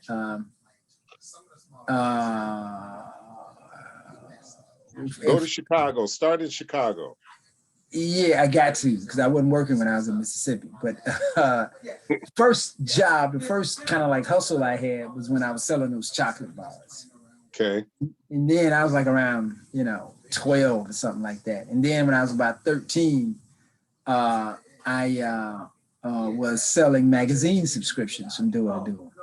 Mm-hmm. And, you know, and we got to talk about that sometime. It's a little interesting. But then after that, I went to, you know, Job Corps, came back, and my next job, the next job was when I was around for about a year, and then I went to the Air Force. That was my job. I was there about a year. Yes. Came back, and I worked at the Veterans Administration. And I was there for about a year or two, something like that. And then I started working as a Veterans Employment Representative for the Illinois Employment Services. Okay. They call it Job Services. And my job is to help veterans get jobs. And, you know, one of the things about that is that when I was a youth, in my youth, as you can tell from the Air Force story, I was a pothead, you know. And so the job service job was the kind of job where, you know, I smoke some weed, and then, you know, a guy comes in, it's like, okay, what kind of work you want to do? Generally, the answer is anything. I just want a job. And it's like, no. You gotta apply for something. So tell me, and so it was a creative writing experience for me. And as a job representative, a veterans job representative, because I'd sit up and talk to these guys, and I create a resume for them. And then I'd like, you know, send out a job at the resume. Mm-hmm. And it was while after I came back from the Air Force, I went to Olive Harvey and finished my 2-year degree. And while there, I took a creative writing class, you know, and I used to read a lot, so I was interested in writing. I took a creative writing class and I got an A. That was poor decision making. Okay. That was the first time I had ever gotten an A. Because I had never really tried to get an A. I always, in the past, I was just trying to get by. It's like, let me do the minimum I need to do. We still have, I got my sophomore, and Brenda has a junior year high school grade books. Somebody got a lot of noise going. I can hardly hear you, Dub. Okay. I don't know. Let me see if I can turn something up here. Okay. I don't know if it's the TV or what, but something. It's a lot of noise. Okay, that's good. Better. You think that's better? Is it? No, it's still who talking? Sudi. Oh, Wait a okay, minute. that's what it's in. Excuse me, Yes. I am on a Zoom. Could you guys go in my room and close the door? Yes, sir. Sorry about that, sir. No problem. Apologize. All right. Sorry, Zoom community. Much love. Save me some of the story. That's better. Now I can hear. Okay. Yeah. So Hey, Sudi. hey, Sport, hey, spoiled Sudi. Hey man, I'm You ruining. still ain't called me Sorry, yet. man. My You still- apologies, Uncle Percy. You still ain't called me yet. Hey man, what you mean, brother? Hold I on. don't want to hear it. Hold Wait till I on, bro. see you. You give me a reason to take my Hold on, belt man. off. I'm just making a sneak appearance and you blasted me. Hey, it's good to see you. Hey, Threatening you too. you said what? He threatening you with a whooping too. Oh man, I know I need to stay as far away from Mississippi as possible. It's good to see you, Pop. That's funny. is this better? Yes. Okay. Well, I was just talking about the fact that I wasn't a good student. I was Mhm. for my own good. I was always trying to get around. And one of my instructors told me, actually, I was after I did my Associate of Arts, my AA, I still had veterans benefits. So I signed up and was going to school at Loyola University up on the around State Street and Chicago Avenue, something like that. Mhm. At one point he said, he said, something like being lazy is not a good look or something like that. He called me out. He could see I wasn't really serious about it. But so I worked at the VA, and then I worked at job service. And while I was working at job service, things were good. I was doing my thing, and I got ambitious, and I said, maybe I can do something else. And I found some kind of way, came across this, as was called the PACE exam, the professional and clerical exam. It was an entry-level exam for the federal government that you take the exam and then you qualify for any number of entry-level positions. So I took the exam and I qualified to be to work for the IRS or to work for the Social Security Administration. Those are the two that I remember. And so I was thinking, I was like, dang, IRS, that's dealing with money, and you got to be able to count. And I know I can't do algebra. So I'm administration, And at the time, this is after Brenda and I had married, because once we got married, while I was going to Olive Harvey, I was living in me and Sturgis. We had this bachelor pad, this 2-bedroom bachelor pad. And I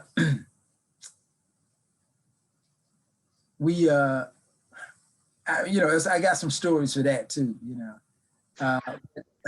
but so me and Brenda, decided we was gonna get married. And so once we got married, I rented an apartment over on 51st and University in Hyde Park. And so I was living there at the time that I changed jobs from job service to the Social Security Administration. This is before Bahati was born, I believe. And, I'd get up in the morning, I'd smoke a joint, take the bus downtown, go to work. I was over, Social Security's over on Monroe and Canal, something like that, down near the Union Station train station in that area. And so I'd go in, I'd go to work, then I'd, and going to work at that time I was in a training program. They were training me how to be what they call a Social Security benefits authorizer. And from what I remember, that you would take when you work, you get these, they take out Social Security money. Mhm. So they take your 4 highest earning years as the basis for calculating how much you're gonna get. And there are all kind of different rules, if you are married, and one of you retires or stops working before the other, they can collect their spouse's benefits to allow time for their benefits to get higher or something. They got all kind of like, and so Mhm. do this. This is part of the training program. So I, get up in the morning, smoke a joint, do my thing. At the end of the day, they give us a little quiz. I take the quiz, go back home, doing whatever I'm doing, smoke a couple of joints, get up in the morning, smoke a joint, go back. Give them a pop quiz. Say, okay, we're gonna give you a quiz on what we learned yesterday. Make sure you got it. And I'd sit there and I couldn't remember. I couldn't remember. It's like, I've been smoking so much weed for so long, it was affecting my short-term memory. And that was part of the reason why I started, left weed alone. And they ended up firing me. So I worked there. I flunked out of the benefit authorizer program that they brought me in for. And they gave me a job, they demoted me. They gave me a lower level job as a clerk. I wasn't happy with that job, so they ended up firing me. And where did I go from there? Because I worked at some point, and I don't know at which point it was, while I was working for job service, I worked at the downtown office. Then I moved and I worked out up on the north side for years. But I think after I got fired from the Social Security office, it may have been around the time that I met this guy, Harold Bell. And Harold Bell is the former chairman of the Rockford Black Panther Party. Okay. He was in the room. He was in the house when Fred Hampton was assassinated. And in fact, he was shot. He wasn't critically shot, but he got hit by one of them 100 bullets they talk about. Mm-hmm. And so he had started this hustle where he was reselling stuff. He would buy stuff and then resell it, all kind of stuff, but his main hustle was paper bags. He'd buy paper bag overruns from the paper bag factory. And then we would go around and sell them to stores. Like, you go into a place like, hey man, you need paper. You got a shoe store, I'm selling paper bags. You need some bags. It's like, yeah, okay. My name's Joe's Shoe Store. It's like, well, hey, look, I got these bags. They say, Millie's fried chicken, but I mean, it's a bag, it's much cheaper than what you pay if you're getting your own, personalized bags. So I did that for a while. And what happened after we ended up moving from, okay. So I did that for a while. And it may have been while I was doing that, both the Bahati was born and both the rent where we were staying was starting to go up. And, and I came across this notice in the newspaper that the city of Chicago, and I may have been looking in this classifieds because I was looking for a job, I don't know. But I came across this notice that the city of Chicago was having an auction of like abandoned houses, and you can get a house for $1. And so I was like, wow, let me check that out. And they tell you to like list the houses and so they had a drawing, and it was like 100 people that were going to get these dollar houses. And so I, did the stuff, put my name in. They did the drawing. I think I was like number 93, 97, something like that. But I got in, And so once you drew your name, then you had a list of houses you could choose, that you could choose from, and you rated the ones you wanted. Well, me and Brenda, we rated the houses, and the ones we wanted, we could, some kind of way it didn't work out. We couldn't get them. We couldn't get it. And so, but later, so it was like, hey, okay, that ain't gonna happen. But then we got a call, and they saying like, hey, you still want a house? We got one out on 330 West 109th Place. Check it out. If you want it, it's yours for $1. And so we went out there, and it had a fire and a big hole in the roof. It had been abandoned for about 5 years. So the city said, look, we'll give you the money. We'll give you a loan to do the repair. you know, and you'll own it. You just pay us the repair back, the repair money. And so I was like, cool. So we moved out of the university house and we moved over on 56 in Justine at Ogden's, in Ogden's mother's building. She had a building over there. And so we stayed there for like about 6 months or something like that while they were working on the house. And when they repaired, when it was finished with the repair, we moved in. And so after the paper bag job, where did I go? I got a job as part of my hustle. I was still doing the VA stuff, you know, and I was running out of benefits. They were like, hey man, look, you got like about 6 months left and then it's over for you. So I was like, okay. I had finished, I had gotten my, I only had 6 months, so I didn't have enough time to finish. So I looked at, well, what can I do in this 6 month period? And there was a paralegal program at Roosevelt University. So I enrolled in that paralegal program to keep my money flowing. And while there, I met this guy, Greg Dollison, who was in the program, who worked for the Illinois Industrial Commission. That's the agency that administers workers' compensation. If you get injured on the job, you know, how much money you get and all that. Mm-hmm. Like, hey man, they hiring, you know. So I got a job working there. And while I was working there, I was in the evening, I was looking at this, you know, recycling stuff. And as an economic thing, you know, I had heard about recycling. I was going to these meetings with this group that was involved with it up on the north side. And they finally, one of the people working there quit. And they, you know, and it was like, hey man, you know, we got this job, you interested? So I'm like, yeah, I'm interested. So I got the job working as an environmental associate for the Center for Neighborhood Technology. Okay. Recycling. And while there, I met this guy who had, he was a professor at the University of Chicago, but he did recycling on the side. He had this big recycling operation where they were, you know, doing stuff. And he had a small collection site on Pershing, right off of Calumet on 39th Street. And so he was like, hey man, you know, like, I don't know, you know, I've been working at doing the environmental stuff for a while and, you know, running around, wrote this report and this kind of stuff. And so he said like, you know what, I got this thing down on 39th Street, but I can't keep it because the guys down there are trying to run a scam on me. I said, what you mean? He said, well, they are like, you know, getting their friends to come, like they're sticking them up to take the money.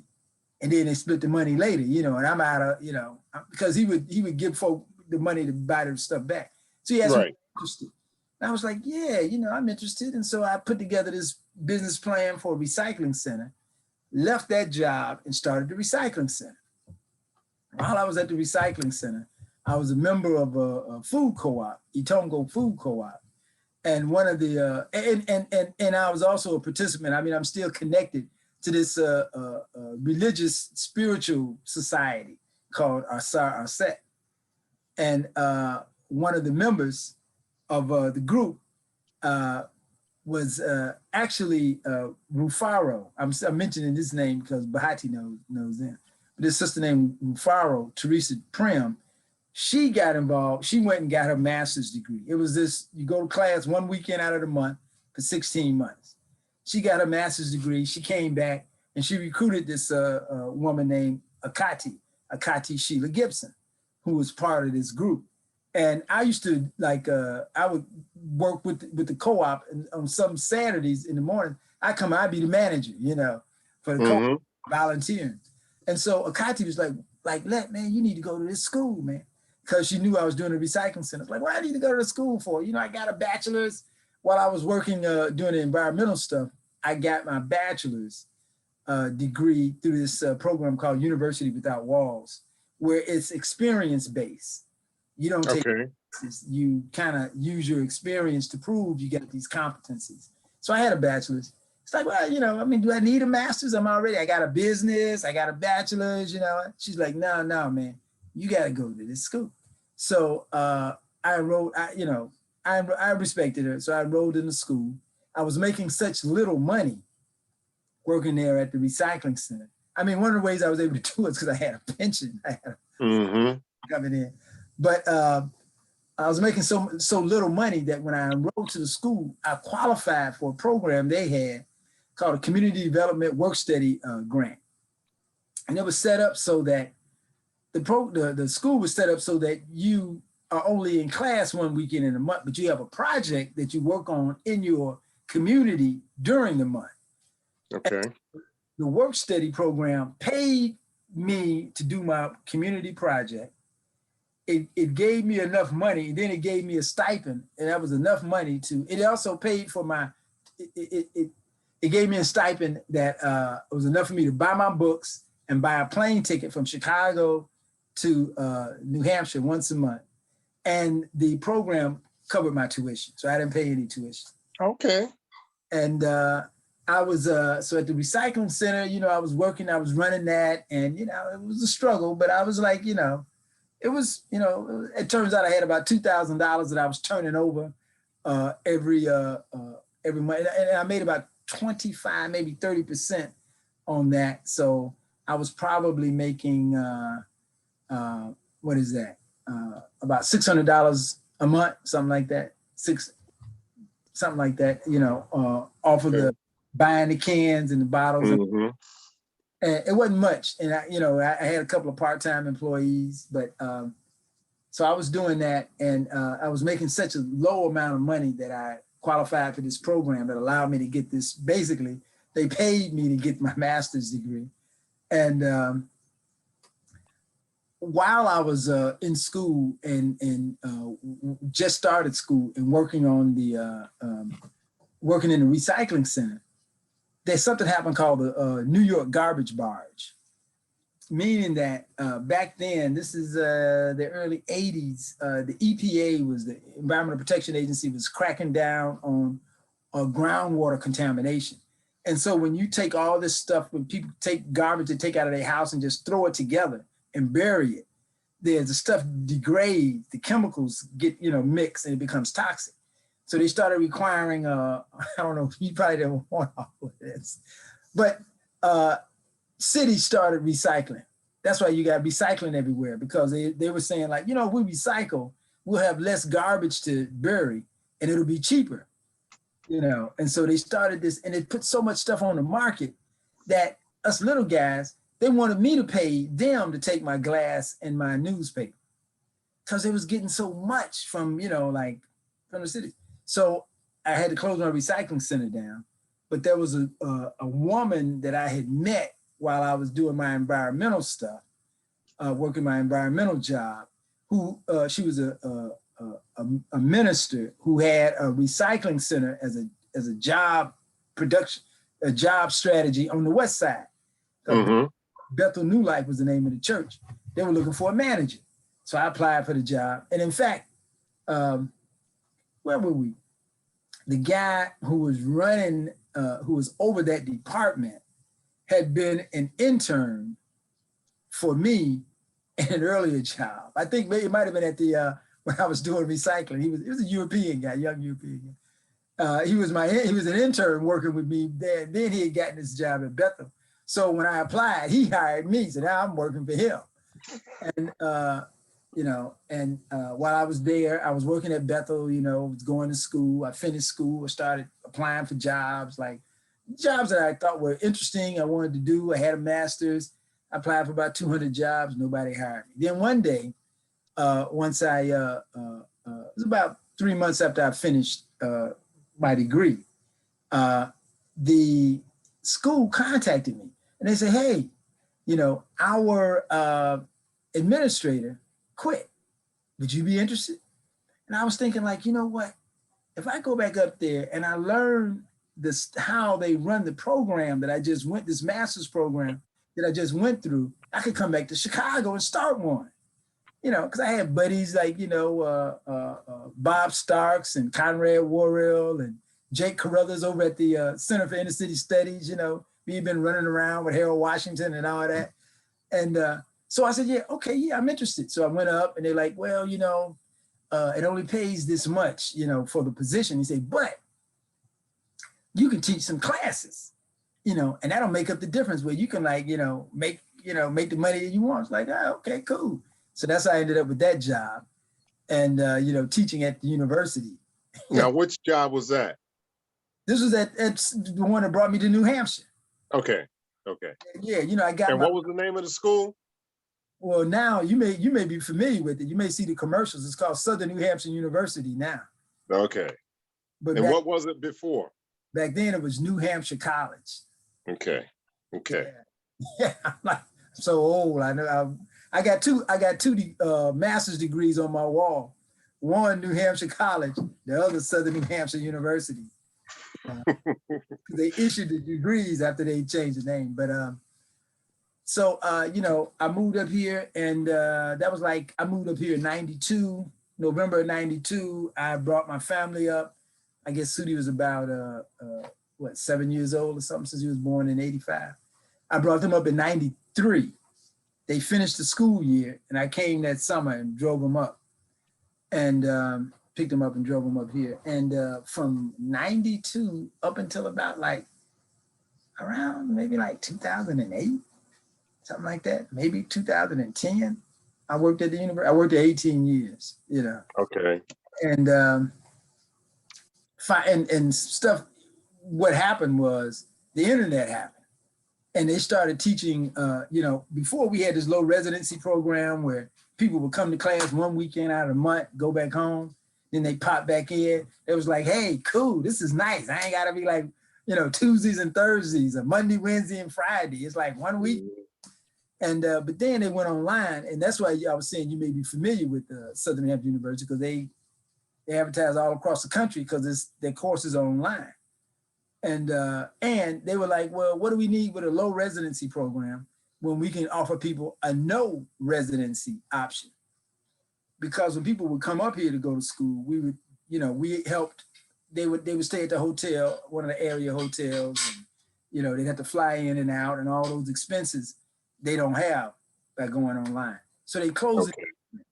I was the last person employed in that department. I turned the lights out on the department. And after that, and once they said, I talked to the provost, and she was the vice president of academic affairs, and she's like, well, we're closing the department. So, it's a community economic development. If that's what you want to do, you can't do it here. But if you're willing to do something else, I can maybe find you a job somewhere in another department as an administrator. And I was like, because I was working at the university, I was eligible for something called a sabbatical. I think like after 5 years, where they give you like a month off and you can go and do something.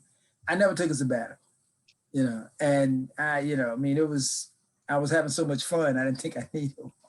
But once they decided to close the school, and because when I was at that job working at the university, part of my responsibilities included recruitment,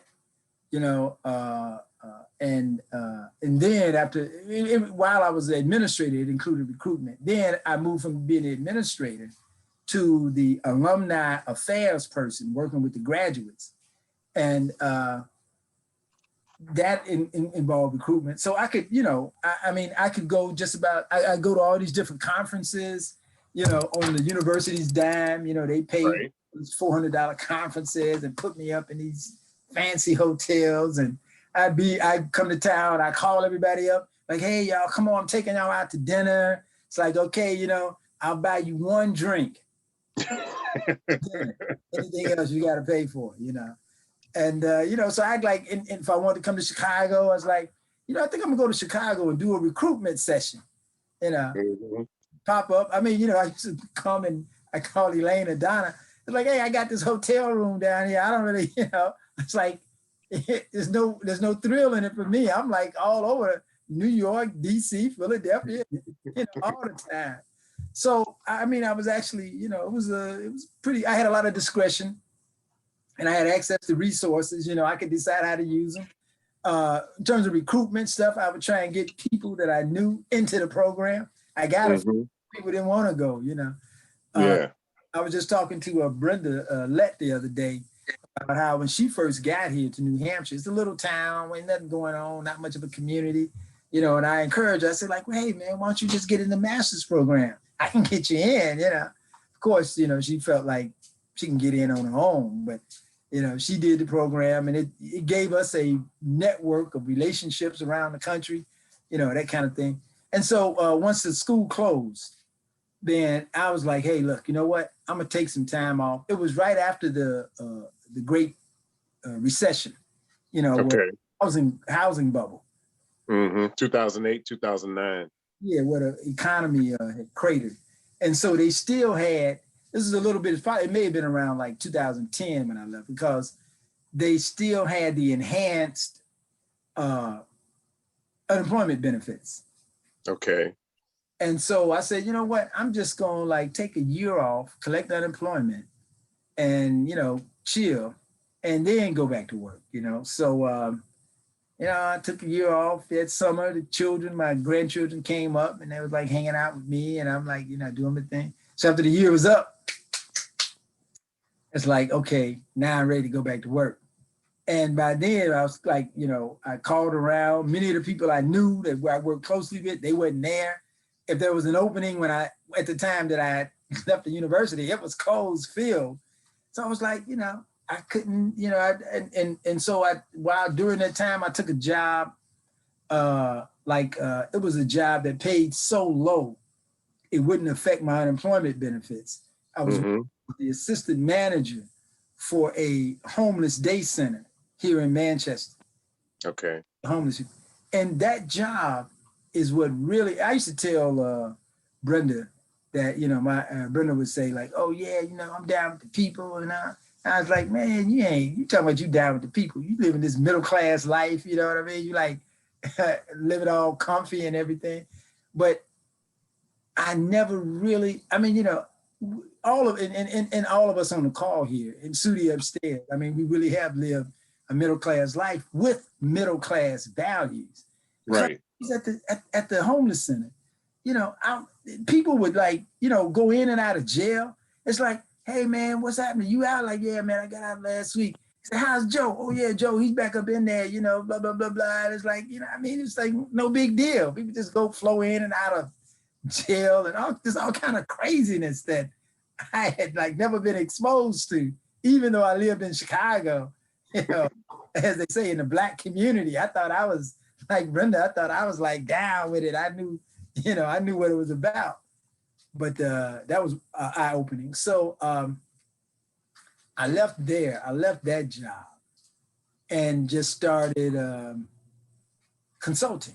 I gave me a little contract, you know. I had a couple of just small contracts, $5,000, $10,000, you know, and probably I had my income was about $25,000 a year doing that, you know, and then with my retirement, you know, that gave me about like, you know, 35,000. It wasn't a lot of money, but I had a house, you know. The story about the house is once we moved here to New Hampshire, we rented this place and we were on the second floor. When the people moved out on the first floor, I rented both upstairs and down, because I think it was like $200 a month for each apartment. So I did the whole building, you know, and people would come, you know, like to school and, you know, didn't have a place to stay or, you know, visiting or something. I put them up at the house, you know, because I had a place. And finally, somebody bought the place. They want to sell it to me. They wanted to sell it. They asked for $25,000 for the house. It was, you know, I mean, I was going to say like it was a wreck. It wasn't a wreck, but it had some internal, like the wiring and that kind of stuff. I don't want to buy it. And Brenda used to walk Sudi up the hill to school and back. So she saw this house. She saw a house. She's like, hey, Woullard, this house for sale. And something like, you know, it says it'll take a VA, you know, approved or something like that. And it was an abandoned property. It was a distressed property. So we got it for about 50,000. And that, I think that might have included the work to get it, you know, livable, you know. And we moved into this house. We moved into this house, which is again had 2 apartments, you know, which was good. So I was, you know, just consulting and, you know, a little bit, you know, developing programs. You know, I had heard of, actually, I talked to Bahati after she had finished and got her master's in statistics. You know, I was like, Bahati, you know, they got all these community development things going on. I got the theory part and the program part. If you do the numbers, we can, like, you know, put something together. And we actually did do a contract for the city of Boston, looking at their housing, you know, housing discrimination. They had a lawsuit that required them to review their housing practices like every 5 years or something, and make sure that they weren't discriminating. And so, you know, we put that together. You know, that was one of my little contracts. But the contracting was so crazy, man, that the money didn't flow evenly. When you're working, when you're an employee, you know, payday comes, you can plan around that. With this contract stuff, you get paid, but who knows, you know, like, supposed to pay you and they don't. The thing that I'm talking about with the city of Boston, they were like telling me, they were telling Bahati, is like, oh yeah, we mailed the check. Bahati's like, well, I was supposed to get the check last week. Oh no, we mailed it. It's like, yeah, but I guess, well, just wait a couple of days, it'll come. So she's like, call her next week, like, hey, the check didn't come. I probably told Bahati, I was like, look, Bahati, tell them I'm coming down there to the office to pick the check up. And I did. It's like about a month. They were like running us around. So I reached the point where I was like, look, I need some regular income. I'm looking for income. I needed to be regular. So I saw this job. And while I was working at the university in about 95, I got word, somebody said, hey man, the minister, I don't know who it was, but the minister from the Unitarian Universalist Church wants to meet you. It's like, well, why does a minister want to meet me? And what is a Unitarian Universalist? You know? So it turns out he was African-American. He had went to, there's a seminary in Chicago, and he went to seminary in Chicago. He was from Philadelphia. So he just wanted to, you know, somebody to hook up with, you know, some cultural reinforcement. Because back then, that was before the refugee resettlement program started, and there were very few people of African descent here. And so I, you know, would go to church kind of like just to support him. And, you know, and I ended up, you know, listening to some of what they were saying at the church. And I thought it was really interesting. And so I continued to go there. So I was getting the online newsletter from the church. And they had this, one day they had an announcement about a job opening. And it was like October. And they had said they wanted to fill the job opening like back in August. So I called up, it's like, hey, you know, this job is still listed. You know, are y'all still looking? They're like, yeah, you interested? Like, yeah. So we'll send in your resume. Sent my resume in. Now, the job that I was applying for was the job of the people that I supervise. The people that go and work in the church, actually do the work in the churches. You know, I sent in my resume. My resume made the first cut, you know. So then after that, they were doing telephone interviews. And I did the telephone interview. I made the cut. I decided, I was like, hey, I'm just going to tell them about me. Because one of the things they said was that in the description of the job, they wanted, this denomination wanted to work at dismantling white supremacy culture within the denomination. I was like, okay, I can talk about that, you know. And so I was like, yeah, you know, I'm doing this reparations stuff. And like, you know, I've been involved in this and that, blah, blah, blah. So I was a finalist, you know, and the reparations thing that was happening, they were having a panel, reparations panel up here in New England at like Brandeis University, which is over in Massachusetts. And one of the people there was going to be this guy, Ta-Nehisi Coates. And so the person who had been invited to be the speaker from the organization that I'm a part of couldn't make it. So he called Brenda for him. Brenda couldn't do it, so she asked me. So it was the same day as my interview for the finalist position. So we was in there, we blah, blah, blah, blah, blah. And so they say like, well, what would you do if this happened in the church and so and so and so? I said, oh, well, if that happened, would do is I would go and I would do it. It's like, wait. You're not the one that goes. Your staff goes. And it was then that I realized what job I oh, okay. Well, we were sitting around, we was talking. It's like, yeah, it's like, oh, okay. So I don't know, like how long are we gonna be here? Because I need to make it, like it was about an hour and a half drive. I'm going to be the speaker, be there with Ta-Nehisi Coates. And I mean, these folk knew who this guy was. He wrote this article about reparations and and so, they're like, yeah, okay, so blah, blah, blah. I got the gig. Now, since you mentioned that, yeah, and that's the gig you're doing right now. Yeah, 3 years later, here I am. You're still doing it. Okay. How do you feel about spirituality? Now, that can go a lot of ways. Now, I understand that. Explain it in your way. Okay, yeah. Well, the way I feel about spirituality is that we are all part of the thing. And I talked to my children about this a long time ago, and they got upset about it. But I feel like spirituality is like we are part of this divine unity. We're like, there's this current that we call life, and that animates things and that creates things. And we call it life in us, but it's like when you take a cup of water out of the ocean, that's life, but it's part of this larger body. And it's sort of like electricity. Electricity is flowing all the time, and if you plug in a lamp, it gives you light. If you plug in a refrigerator, it gives you cold. In a TV, it gives you images. You plug in a radio, it gives you sound. But it's all the same thing. It's all coming from that same source. You pull a little bit of it into the particular form that that it takes. And when you unplug that instrument or whatever it is, that appliance that's plugged in, the force that animated is still there, even though it's not in the appliance. Appliance don't work. That's like, hey, you dead.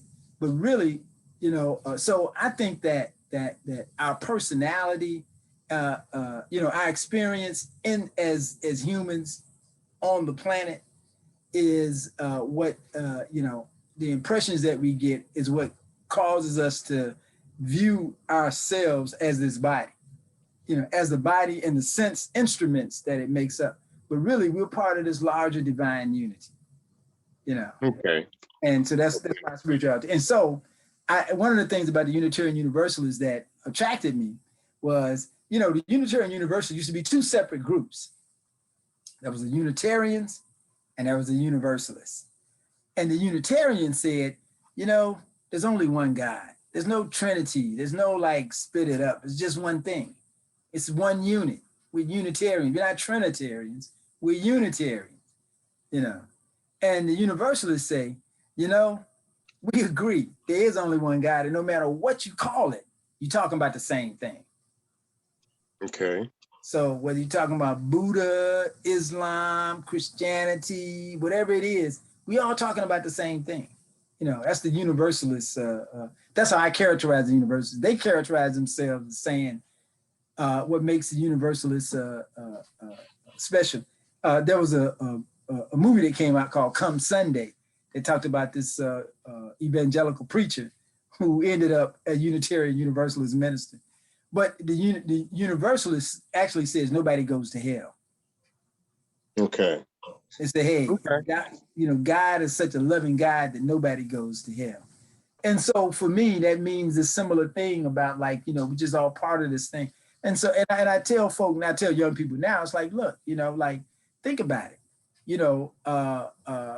Your mother ate a carrot, and your father, he, had some French fries, and molecules from those things came and, and the mother had formed, it was part of the egg, and then the father was part of the sperm, and it came together and it, and life happened, but it's like, this thing that's like called life is just part. So I actually consider myself now more, I would describe it. I just had to think about it recently. I was asked to describe it, but more animist, meaning everything is alive. Everything, Okay. even the even the, I mean, everything is part of the creation, even the inanimate stuff like rocks and, plastic and it's all, if you break any of it down, if you break all of it down, it's going to go down to these molecules and energy and, so. Okay. That's my now. What's important for others to know about you feel they don't?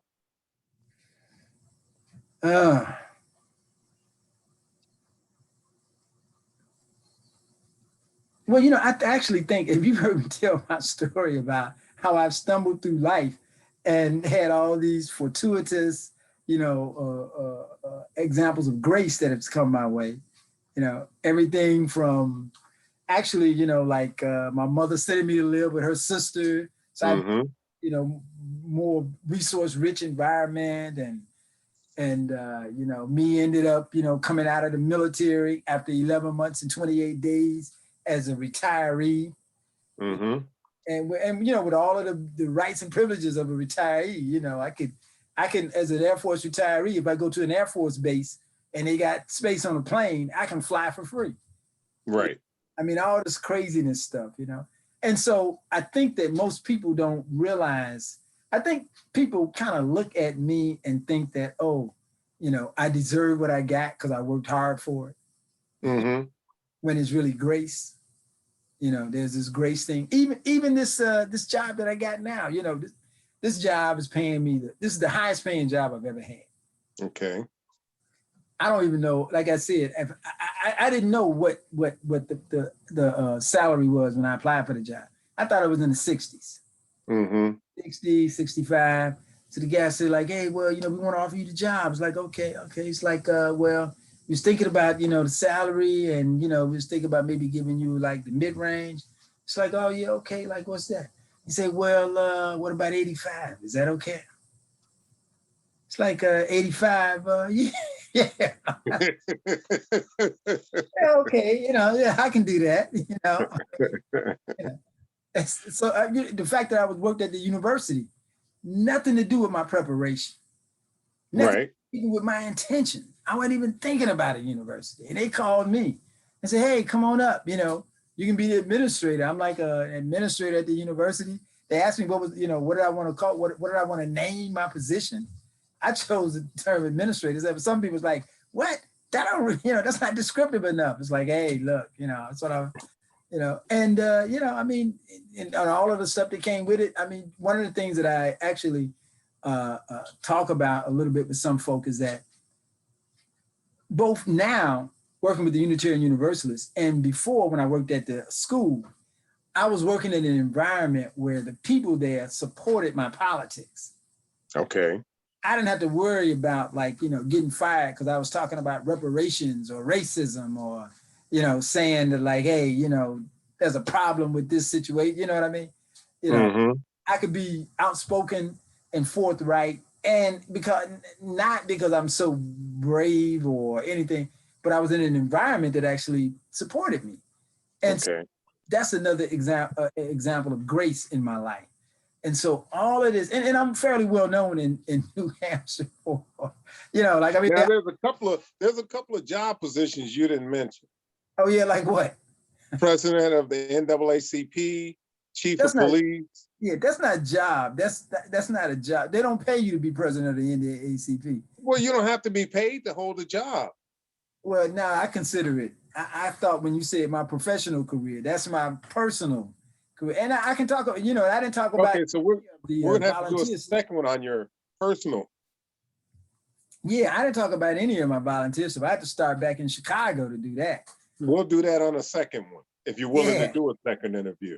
Oh, yeah. No, definitely. We can do that. So, okay, yeah, we've taken a couple of hours here. I don't want to take the rest of y'all evening. One last question. I've lived 65 years, so I could talk for a while. One last question. Now, these are just my questions, and a couple of them are from Donna. Reflecting on your life, which you just did, some of it. Yeah. What would you change?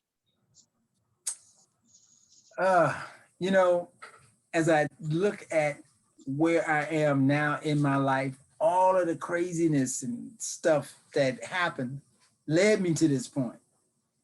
So I don't know that I would change any of it. Even the there's a wisdom tradition that says a smooth sea doesn't make a skillful sailor. Mm-hmm. So all of the challenges that I faced, all of the stuff that I thought was like, oh, I mean, I felt really, really bad after I got fired from the Social Security Administration. Like, oh my God. Then I thought about like, oh, why did I quit? Why did I quit my job at jobs? I mean, but all of that stuff led to today.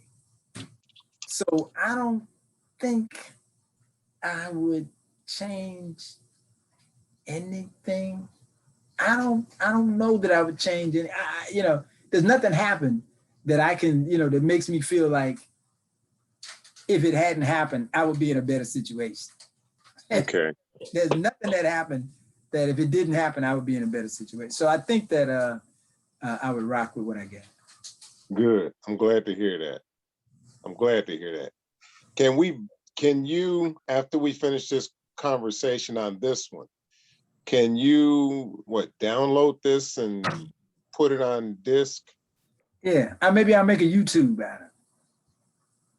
Yeah, I can copy a YouTube. I could put it on disc, but I can also put it on YouTube. That might make it. Why don't I put it on disc? Because that's what you asked. Yeah, that would be nice. I mean, it's more for like Mama, Big Mama, AI Ned. We don't have anything. We have some things from Mom and Nanny, but we don't have anything from any of the other elders. Yeah. Including Elder Percy left. Yeah, I want to do one on me. I guess I'm gonna have to do one on me. Get Donna too. I want to be She's there for all online. of y'all. Send me the link. Yeah. But I can do that. I'll put something together and send it out. And it's for your children, something that they can have, your grandchildren. Oh yeah. Oh yeah. Okay. All right.